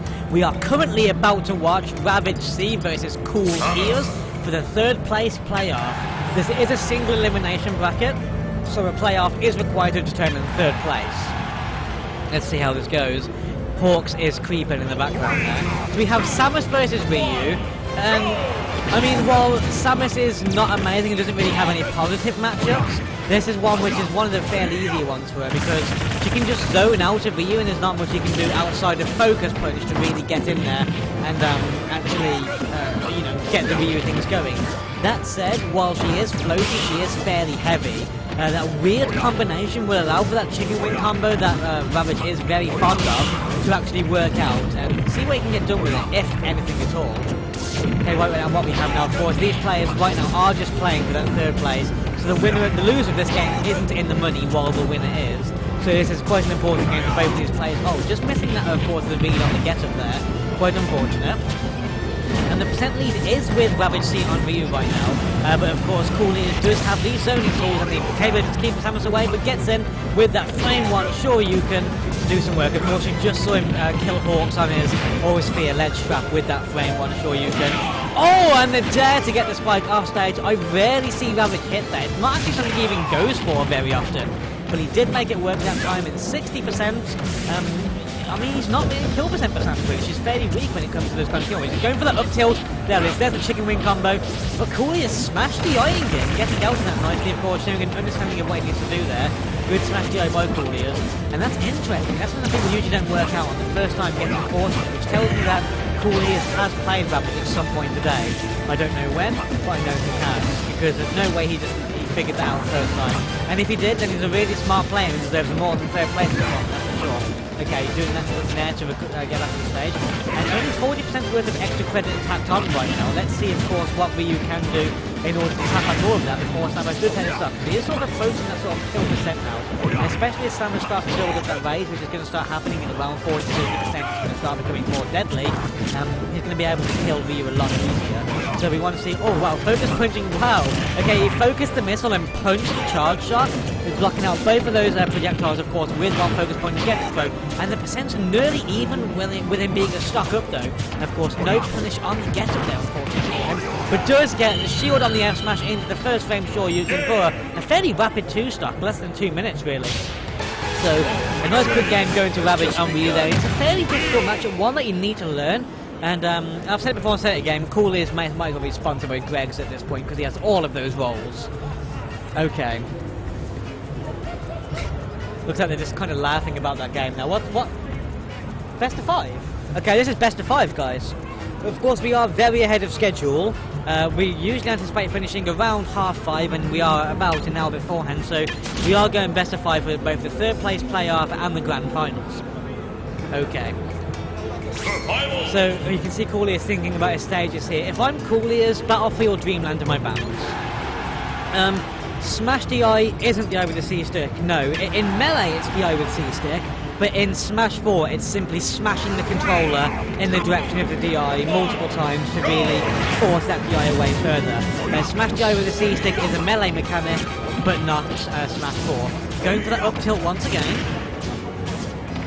Okay, yeah, there's the up tilt combos. Look, going into that first frame Shuriken. Samus being fairly floaty makes it harder to keep it consistent on her, so he uses that quick burst with that Shoryuken to just get what he can out of it. Okay, really nice shield on the missile there, of course. Rapid approach, showing that he's not going to sit around idly by and just let Samus zone him out. He's really going to do work to get in on that. Okay. Okay, good fair, returning back to the stage, of course. Short hop pairs, and really, one of Ravage's favorite tools in his arsenal is using a lot. Going for the raw back air there.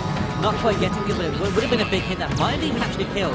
Okay, charge shots and misses coming up. Cooley is just throwing out projectiles, looking like a for Louis player rolling around in flame projectiles. That's what you do. Okay. Oh, he wanted to show Yugen. That would have been a kill had it hit, but he didn't quite get it again. Good power shield on that missile. Using the focus to return the stage in a direction that did throw Cooley as off there. And you can tell by his reaction, he wasn't really expecting it. I'm not sure what to do and how to get to the course of that, which is good with those edge traps, and he's going to punish the get by the way. So, oh yeah, that's a really nice option to punish the get up with. If you use that side B, will punish both regular get up and the roll option. Oh, okay, using the neutral B there, of course, the reverse B charge. I'm not sure if he actually meant to reverse it, but if he did, of course, it helped with his recovery at the very least. So, not exactly a deficit, but it could have hit and it could have been bad. Only 70% right now, and he's in kill percent really at this point. Let's see what Rabbit can do to close out this stuff, and as a result of this match. Okay, this game even.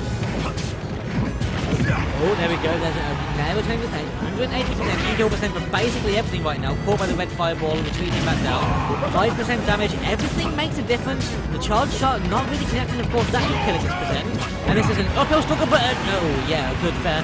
And of course, that first stock is down. 73% on me right now, using that focus point to return to stage safely with the good fair coming out. So Cooley has an uphill struggle right now, of course. He has to take this stock off Ravage, and then another one, and at one point he's got to deal with an in-range Ryu. He's at low percent right now, so he's in the sort of percent that Ravage will like to catch you in those up tilt traps. And of course, jumping over the charge, like using focus. Oh, sometimes in the air. Oh no! He had the read, but he hesitated the last moment, turned around and didn't get it. That's unfortunate for him, but Cooley is of course recognising that, happy about it, and he does get the short hop, the drop down fair return to stage, of course. Recognising that these focus punches are a threat. Oh, he just gets caught by the that hit. It's unfortunate. Of course, assure you can punish 52% right now. He's in a bit of trouble. Ryu is starting to get brave, and Rage is really starting to attack on, and it's a bad situation for Cooley to find himself in. Let's see what he can do to try and bring it back. It's a very difficult one for him. Good neutral game there from Ravage while waiting for it. 2 short hop nairs in a row. Cooley is struggling to get anything done in neutral right now. Now Ravage of course throws out those short hop red fireballs, and if he catches your shield with one, he'll perfect pivot forward tilt to break your shield. And that's one thing he really does like to do. He started a Kiffy Cat recently while within a Skype call. He's been trying it ever since, but a good down smash was good from Cooley. Just take that stock away, 93%, no rage on Ravage anymore. Cooley is back in this. He can do this. As the only game, he just can't give you the time of day. Good spot dodge there, of course, it wasn't needed. He could have punished the of course, the mission because Ravage was trying to re-roll, but no real punish on it. Okay, that fireball. Oh, not in a good positioning there to get that, of course, perfect pivot and tilt. Gets the short hop there, and the fireballs are trying to hinder the recovery of Samus here. See if he can stop it then again with the short hop there. He really needs to start giving it, but he's a bit scared to go off stage. But it's his last stock. If he does throw it away, then that's a really bad situation to find himself in. Of course, Cooley is going to be kind of trying to bait that out, because off stage he will have a major advantage in that he has that there for recovery. We're going for the fully charged bounce smash, nothing else with it. Again, that fair. He's getting caught by the short hop fair. Cooley is not very happy with it whatsoever. Master coming out for that. Okay, a good forward tilt with that up smash. Oh, going for the Shuriken. He really wanted it. That would have been a kill, but he didn't give it away. Focus point, and that's it. That's game. Okay, so that's round 2. Of course, this is best of 5. Give it your all. So game 2 in this best of 5 set. Let's see, of course. Cooley's. I agree, Ravage is likely banning out FD and Duck Hunt at the moment. He's not going to want to deal with Samus on those stages. I think Town and City really is his best bet. Oh, he's going Captain Falcon. Okay, Battlefield might be good. No, okay, he's going FD. FD wasn't banned. Okay. Let's see what we get here. Just Captain Falcon. Now, Captain Falcon's very different to Samus, very fast-paced and pushdowny. I've only seen Cooley as Falcon once, and he was in some Falcon Ditto Friends on stream yesterday. Now, I don't really have an opinion on it. I didn't see enough of it, but I know it's probably not as good as Samus, and he's rolling a lot. You don't want to roll as Falcon, and he is a fast faller, so the chicken fillet combo is all he needs. Okay, there's the dash attack, nothing out of it. Ooh. Okay, so these focus punches are being thrown out, and the only thing the Falcon has to punish that focus punch is the nair. That's all he has. He needs to throw those multi-hit moves, but a good side B finally does catch him there. If he just keeps throwing out those single hit moves on focus, he's going to get poisoned eventually. He needs to nair it and get him out of it to not give him a chance. Okay, there's the focus punch. He was reading a roll behind him, didn't quite get it. And Falcon is looking better for Coolies in this matchup. Seems like he's a lot more confident and comfortable with it, but he is rolling a lot. Falcon picked 2 mistakes. A big weird option. Oh, there's the focus punch, and that's not going to be stuck. It's not quite late enough for that. Well, of course, he really did just focus punch on that side B and it had a bit of a delay. It looks quite cool when two moves like that do collide and it has that weird moment of lag. It's interesting to watch. Okay. Fireball's coming out. Oh wow, he's in position for a back air there, didn't quite get it. Oh, jumps over, and that's the fireball, and he's knocked onto the edge there. I think he wanted to show you can there, it seemed like a missing, but he definitely wanted to show you can there. Okay. So we have Falcon dash attacking around now, of course, with a lot of these dash attacks. Just going to get a Falcon punch that definitely seems accidental. Okay. Oh, he gets it! The roll read with that side B does take the stock. Falcon is working for Cooliers, but a lot of rolls coming out, and Falcon doesn't have the best roll. There's the focus punch, nothing out of it. Okay. Oh, okay, gets the fireball ruining that approach there. And there's the Shoryuken, but no DI even. I don't think that would have killed him if he had DI properly, but the focus punch there oh, he's going to chicken fillet it. He really wants to regular get there, but unfortunately it doesn't work like that. Oh, there we go again, focus punching it. This focus punch is working out really well for Ravage in this matchup, because Cooliers doesn't really have much he can do against it. That said, he's outspacing it now, and we have a pause.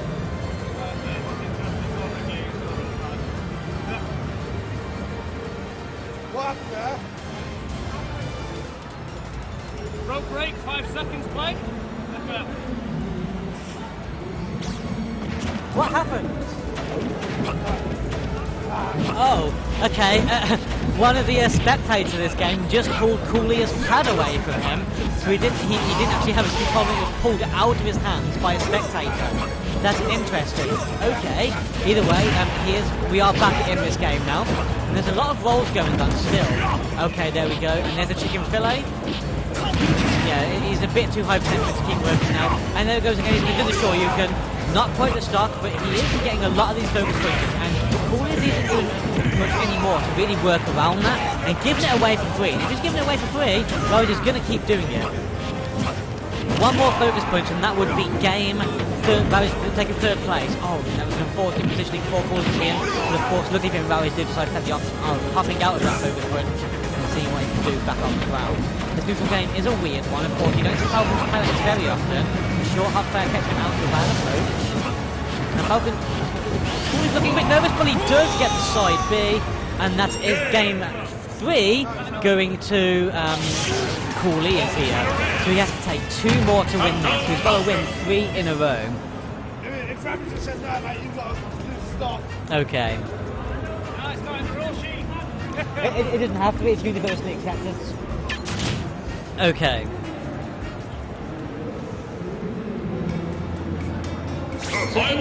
Very interesting circumstances there, of course. The Falcon did work out for Cooliers.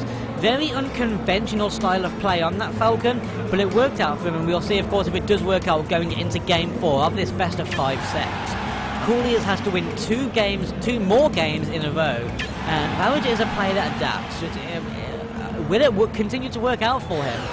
Platforms are this time available. I believe on Battlefield, Falcon has a massive advantage in this matchup. Coming out of the gates with a big knee, but of course, the knee is more of a high percent move. You can build up low percent for 15% in one move. It's pretty disgusting, especially with that sweet spot, but Ravage does come back nicely with a good fair retreat. It's actually a fadeaway there. It's quite nice. It looked really cool. And Realize some of the better animations. He's looking for that up tilt. He really wants it, of course. If he can get something going with that up tilt, he can do a lot of work. Okay. Okay, going for that back air. Oh, and he catches him in the up tilt. Smash the eye to get away, though. Seems like he definitely knows what he's doing. He's got up airs coming out, of course. Whenever Cooliers is above Ravage, Ravage seems fairly confident to just jump up and up air. And that's looking like it's actually going to be beneficial to Ravage in the long run on this stage. But of course, the runaway side B is what's caught Ravage out for the entirety of last game. He took 2 of his stocks off him. and something he needs to adapt to, and he needs to anticipate if he wants to take this game off Cooliers. And Cooliers needs to realise that if he is going to adapt to it, he has to change his style up and not just keep acting predictably like that. So, oh, that was a really odd, I'm not sure what animation came out, that was a really odd situation there. A nice little interaction, of course. It did put Cooliers in a bad spot, but he did manage to come back on stage. And again, the runaway side B is catching Ravage off guard here. And honestly, he's not doing anything to prevent it catching him off guard. Again, he's not doing anything to prevent it. It's so readable at this point, but Cooliers hasn't got a reason to not do it. He gets him on stage, buffers the, of course, first frame sure you can. And of course, he didn't really get much out of it. He didn't get the stop. I think he's technically in a bad spot right now. Returning back to no lead on that gets up. There's the back throw off stage. Throwing those 5 balls out, so they can do, but he goes after that big dare, and Cooliers cannot recover for that. Just about couldn't recover. Ravage with the stock lead on a 99% deficit in terms of percent. Let's see what he can sort of tack on as extra credit here before that stock is taken. There we go. He's learned it. He's now reacting to it. Of course, he realised that Falcon was running past him, and the side beat is coming. And at this percent, that will kill. So he needs to keep an eye out for it, because of course it's a move that Cooliers is fond of, is happy to throw out. And a good forward tilt there, of course, on the down Cooliers. Oh, he's looking for it again there. Ravage ran into him, however. Okay, you can see that Ravage is a little bit scared now. He's sitting in the shield a lot more, which is a good attitude to have in this situation. 190%, and of course that side B is available that will kill. So he's playing a little bit more scared, sitting in the shield far more than expected. Now the F smash start being thrown out, Cooliers really looking for that last hit they need to close this stock out. At 70% though, we have a Ryu in range. It could be bad if he gets hit by an S-Smash, or even a focus punch into first frame Shoryuken, because honestly, I think that would kill with this amount of range, 50%. So he's got to be careful. Going for that side B, look, he's definitely fishing for it. Dash attack on the shield there, even though the shield was up for about 3 seconds beforehand, he just dash attacked into it. And there's the knee. He looks happy with that, 78%. Let's see what Ravage can do to close out this last stock. Or if Cooliers can bring this back and take it into game 5. There's a focus punch. He does get launched by it. Oh, very unfortunate there. Cooliers with a very good read to get behind him and not let that focus punch hit. Okay. Okay, there's the Falcon. Could have actually been punished with a Shoryuken and would have likely killed actually. Really good use of the side there to manage to get up. And there's it up there. 123% right now. Cooliers in very easy kill percent for Ravage for any of his well-known kill moves. There's a short hop there. He's really going for it now. Just going all in with that side B. He really wants it. He wants that move because it's one that Ravage isn't looking out for. That focus punch coming out, no punish from Cooliers. He goes that way for 3, but again that side B doing some work for him, and Ravage looking a bit shook up by that, a bit nervous. And that's a tough situation to be in. And Curtis, of course, is showing that he could make a comeback. All he's got to do is take this last stock and takes 3rd place and the money. And that kind of mindset can be a bad situation to be in. He's looking for that last hit. He wants it there. He didn't quite get it, and Falcon is playing very fast right now. Got a decent neutral game, very defensive neutral game. He wanted that knee. Side B is thrown out, of course. And the get up, okay, nothing, no punish on that get up there. There's a good short hump there. 153%. What's he going to do to finish that get up? And there's another fair off edge again. Cooliers in a bad situation right now. Looking to get back 2 stage. Going for the off stage there, not quite getting it. But of course, had it hit, it would have been a kill there. So this is first going to be a forward throw. Awkward situation, he's going to go for the edge guard. Oh no! He does mess up his get up there, good sweet spot to the ledge. That could have been really bad from the Cooliers, could have taken it. There's that focus punch. But unfortunately, he threw that last stock away, and he is now on to game 5 of this best of 5 set. Falcon is working here for Cooliers. Ravage looking a bit nervous, not entirely sure what to do about this.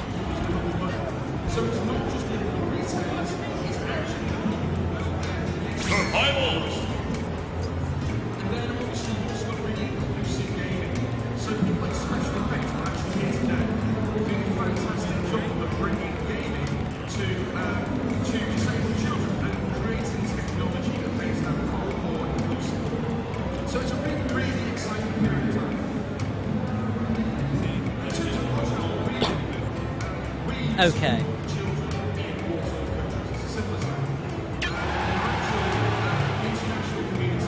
So we are now going into game 5 of this best of 5 set.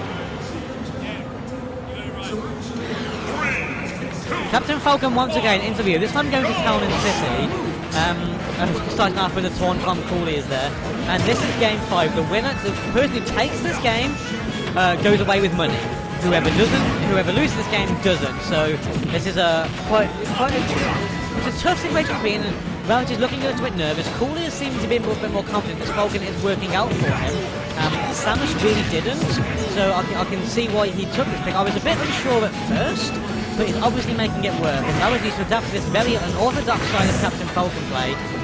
Because it is very unorthodox, it's a weird style of play, and he has to adapt to it and see what he can do. Okay. Well, there's the focus punch. There he gets it. It's the go that chicken play, but again, the get-up attack is what caught him out of that one. He really wanted it. Okay. Okay, good short hop there. I'm just kind of calling things as they happen now. I'm getting very tired, and this is getting very tense for me. It's a really intense moment, of course. It's a big moment as far as the tournament goes, because this determines who's in the money and who's not. So it is quite a big moment. Well, the focus punch, not quite getting the read on the roll there, and a big need to take it. Ravage looking very nervous.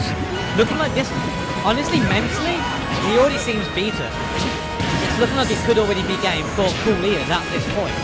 We have to remain calm, stay mentally strong, and he'll just beat out Ravage in the mind game more than anything. Oh wow! Not sweet spot in there, and a big F smash to take that kill. Only 17% worth of extra credit was tacked on there. Okay. Shane Miller is not officially #1 in the UK anymore, unfortunately. Okay. There's the grab. A good forward tilt out of that grab release. And we need to see how Ravage can play this neutral. There we go. Oh, well, that's unfortunate here. Of course, he does get the focus, but he drops himself out of it. And that's basically if he focuses. That did a lot of damage to shield, I didn't realise. And of course, that side B again hitting. Ravage needs to watch out for it. And Cooley is playing very strong right now, putting in work with this Falcon, and he has already beaten Ravage mentally at this point. It's looking like it could be game over. It really is. Okay, there's a jab combo coming out. Very uncharacteristic of Ravage. That side B did come out, of course this time it was punished with that short hop there. Another fair coming out. Okay. We'll go for that side B, that was an interesting option from Ravage, didn't really work out. And one big combo is all it takes to finish the start for Captain Falcon right now. I'll change again. That forward throw won't be killing just yet. Okay. He's our stage, he's struggling to get back on. Every gap attack is being punished by Coolius. And that's it, that's a down tilt even, and that is game. Brought it back, the 3-0 reverse, the 2-0 reverse sweep there from, of course, Coolius taking third place in this tournament. Ravage looking defeated, but that's how it happens. So, the next game we will be seeing on stream will be happening shortly, will be grand finals between Karim and Chris. Don't go anywhere, guys, this is going to be high.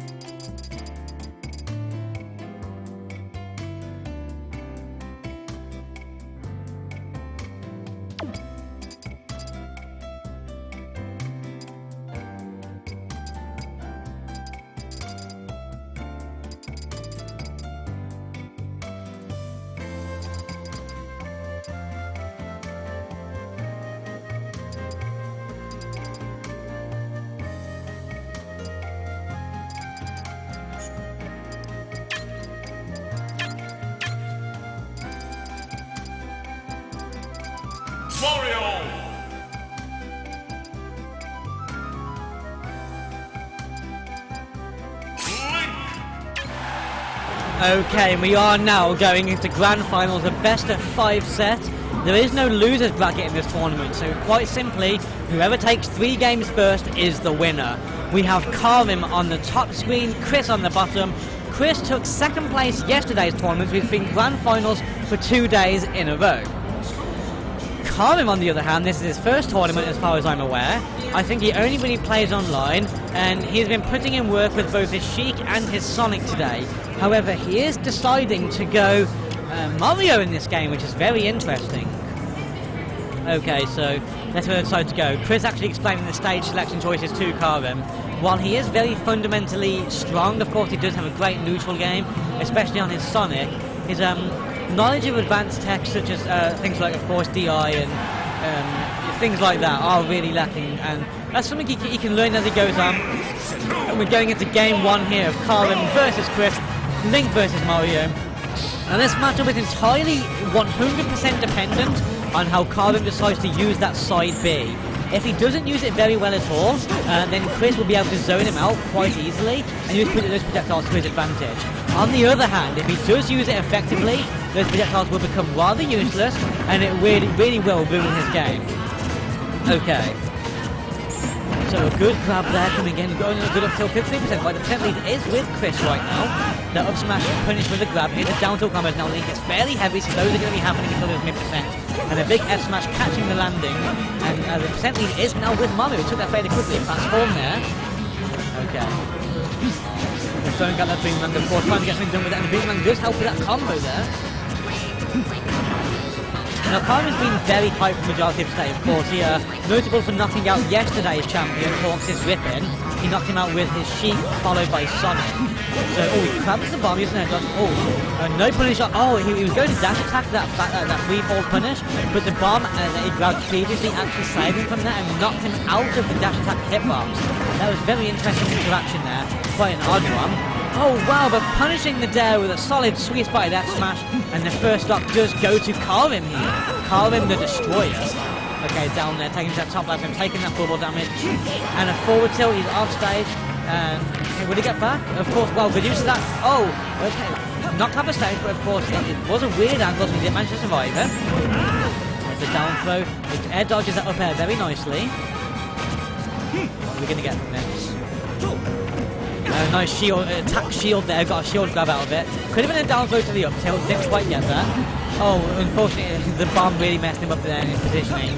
And of course, it looked like he didn't land when he wanted to. He was trying to grab the bomb again there, but as that hit, there was a massive explosion behind me through the speakers. That couldn't have been more intense if it wanted to.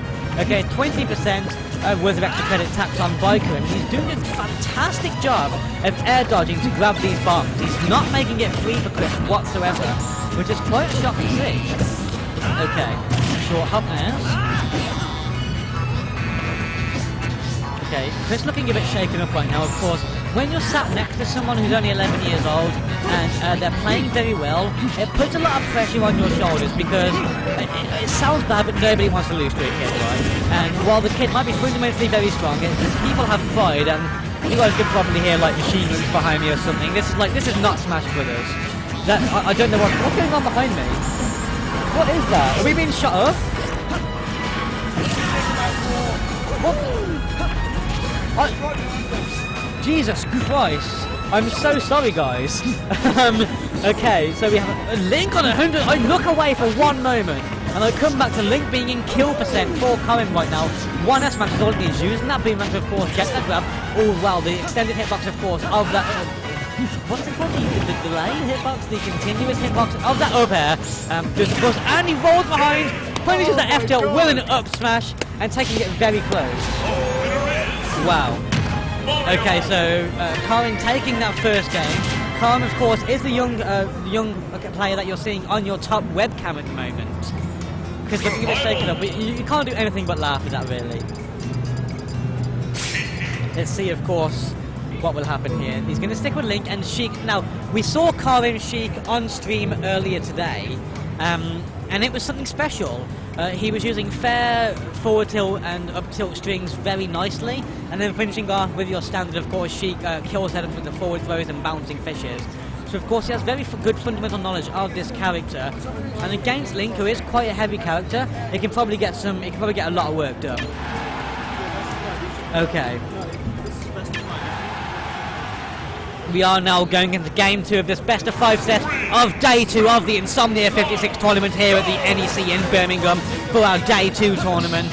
Make sure to stay tuned tomorrow for the day 3 tournament. But we're at the grand finals now. We have Link, we have Sheik, we have, I believe this is regular Smashville? Regular Smashville, and they are going at it. Okay, we have forward throw into bouncing fish, of course, showing good fundamental knowledge of the character. Short hop back airs coming out, trying to salve them to get something going. A good spot does by Link into the up tilt, not quite getting anything out of it though. A good bomb to shut down that approach, but there's the grab. And going for that bouncing fish again. 55% damage done. And I mean that's normal for Sheik that kind of damage, right? You'll see that quite a lot. That said, it's all about with Sheik. Oh! Very unfortunate, he dared past the ledge and Karim popping off! He's happy about this. This is game 2 and Karim is 1 game up. Okay. So only 24% of damage done on Karim right now.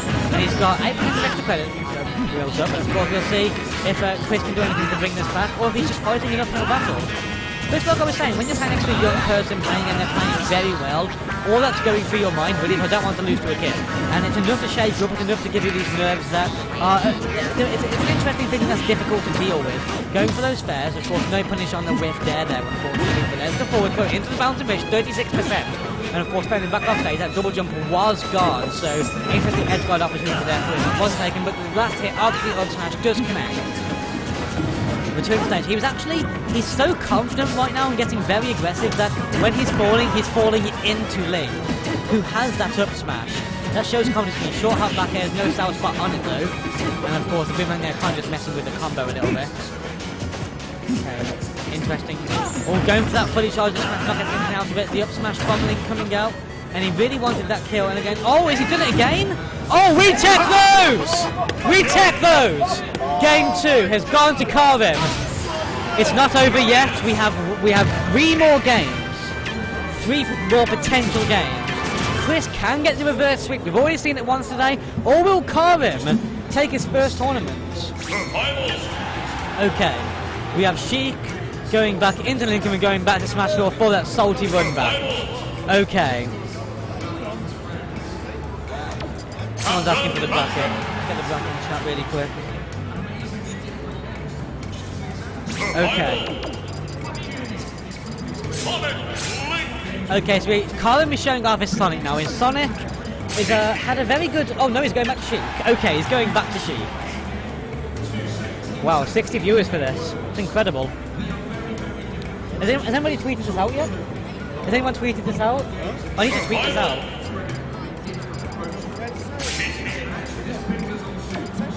Captain Falcon! Highlight reels of this, everything like this. So, this is Rich here. Working much as we are right now. On the same side as well. This is a studio just a couple of weeks ago. Okay, we're going into game 3 right now. This is tournament game for Karim.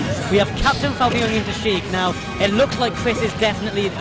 he's lost a bit of faith in his Link at this point, of course. When you're against Sheik and he has those combos, look at that. The forward tilts into regrabs, into pairs, doing some serious work, but it's only 33%. Sheik has to work hard for that percent. I mean, Falcon's hit him maybe 3 times and he's done more damage. So Sheik really has to work hard to get that done. Okay, of course, winning away there, going into that forward tilt, but wow, misses that side B, just punish, of course, with that forward tilt and the grab, and an up smash to punish that side B there.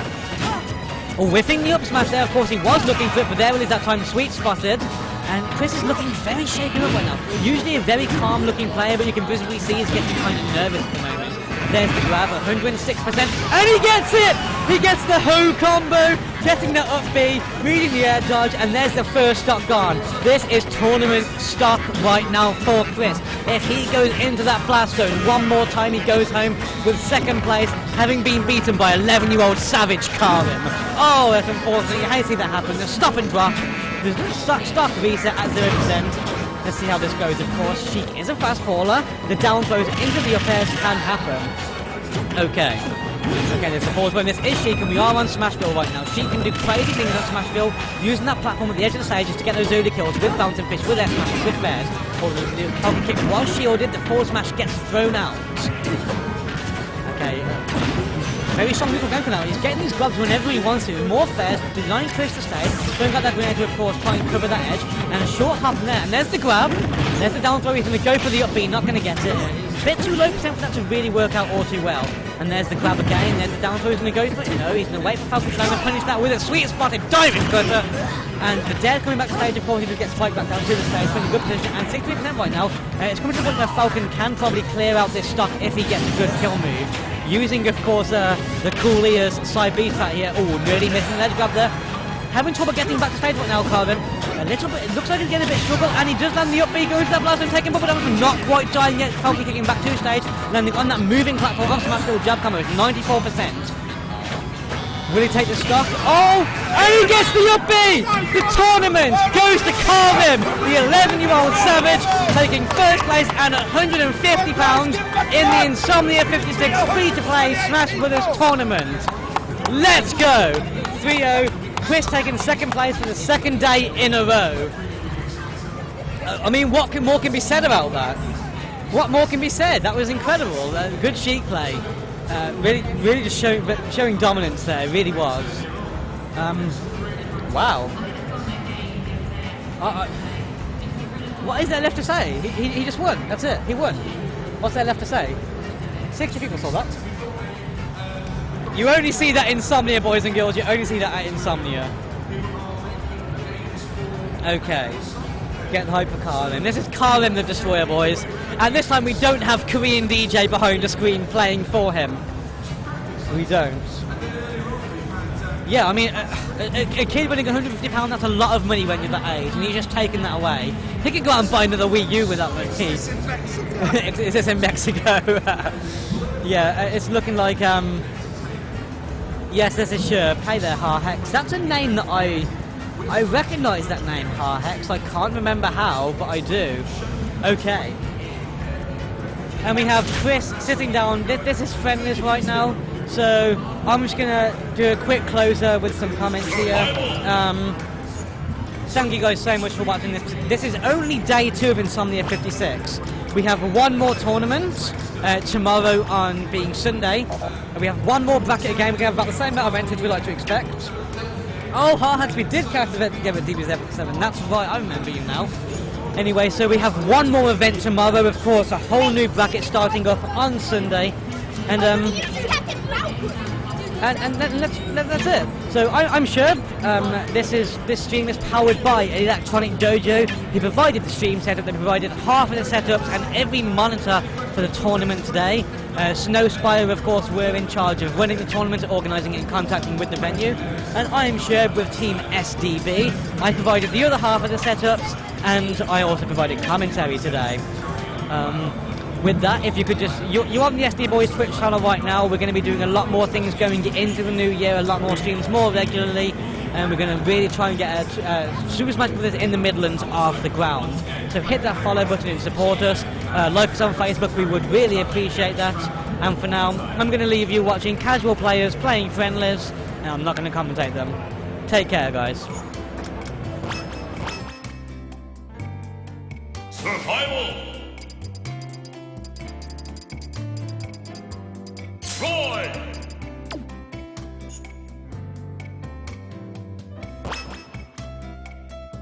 Survival! Troy!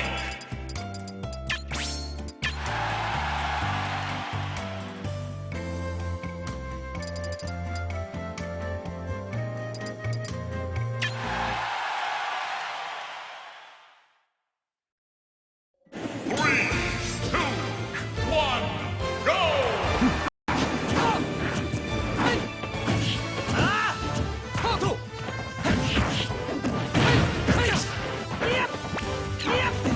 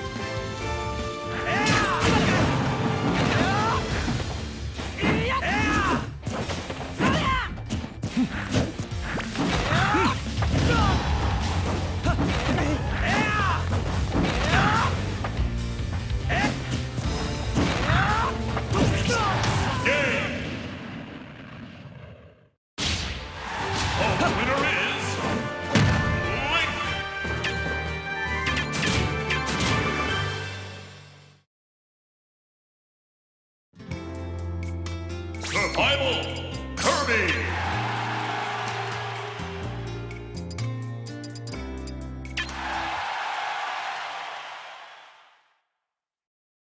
Three, two, one, go!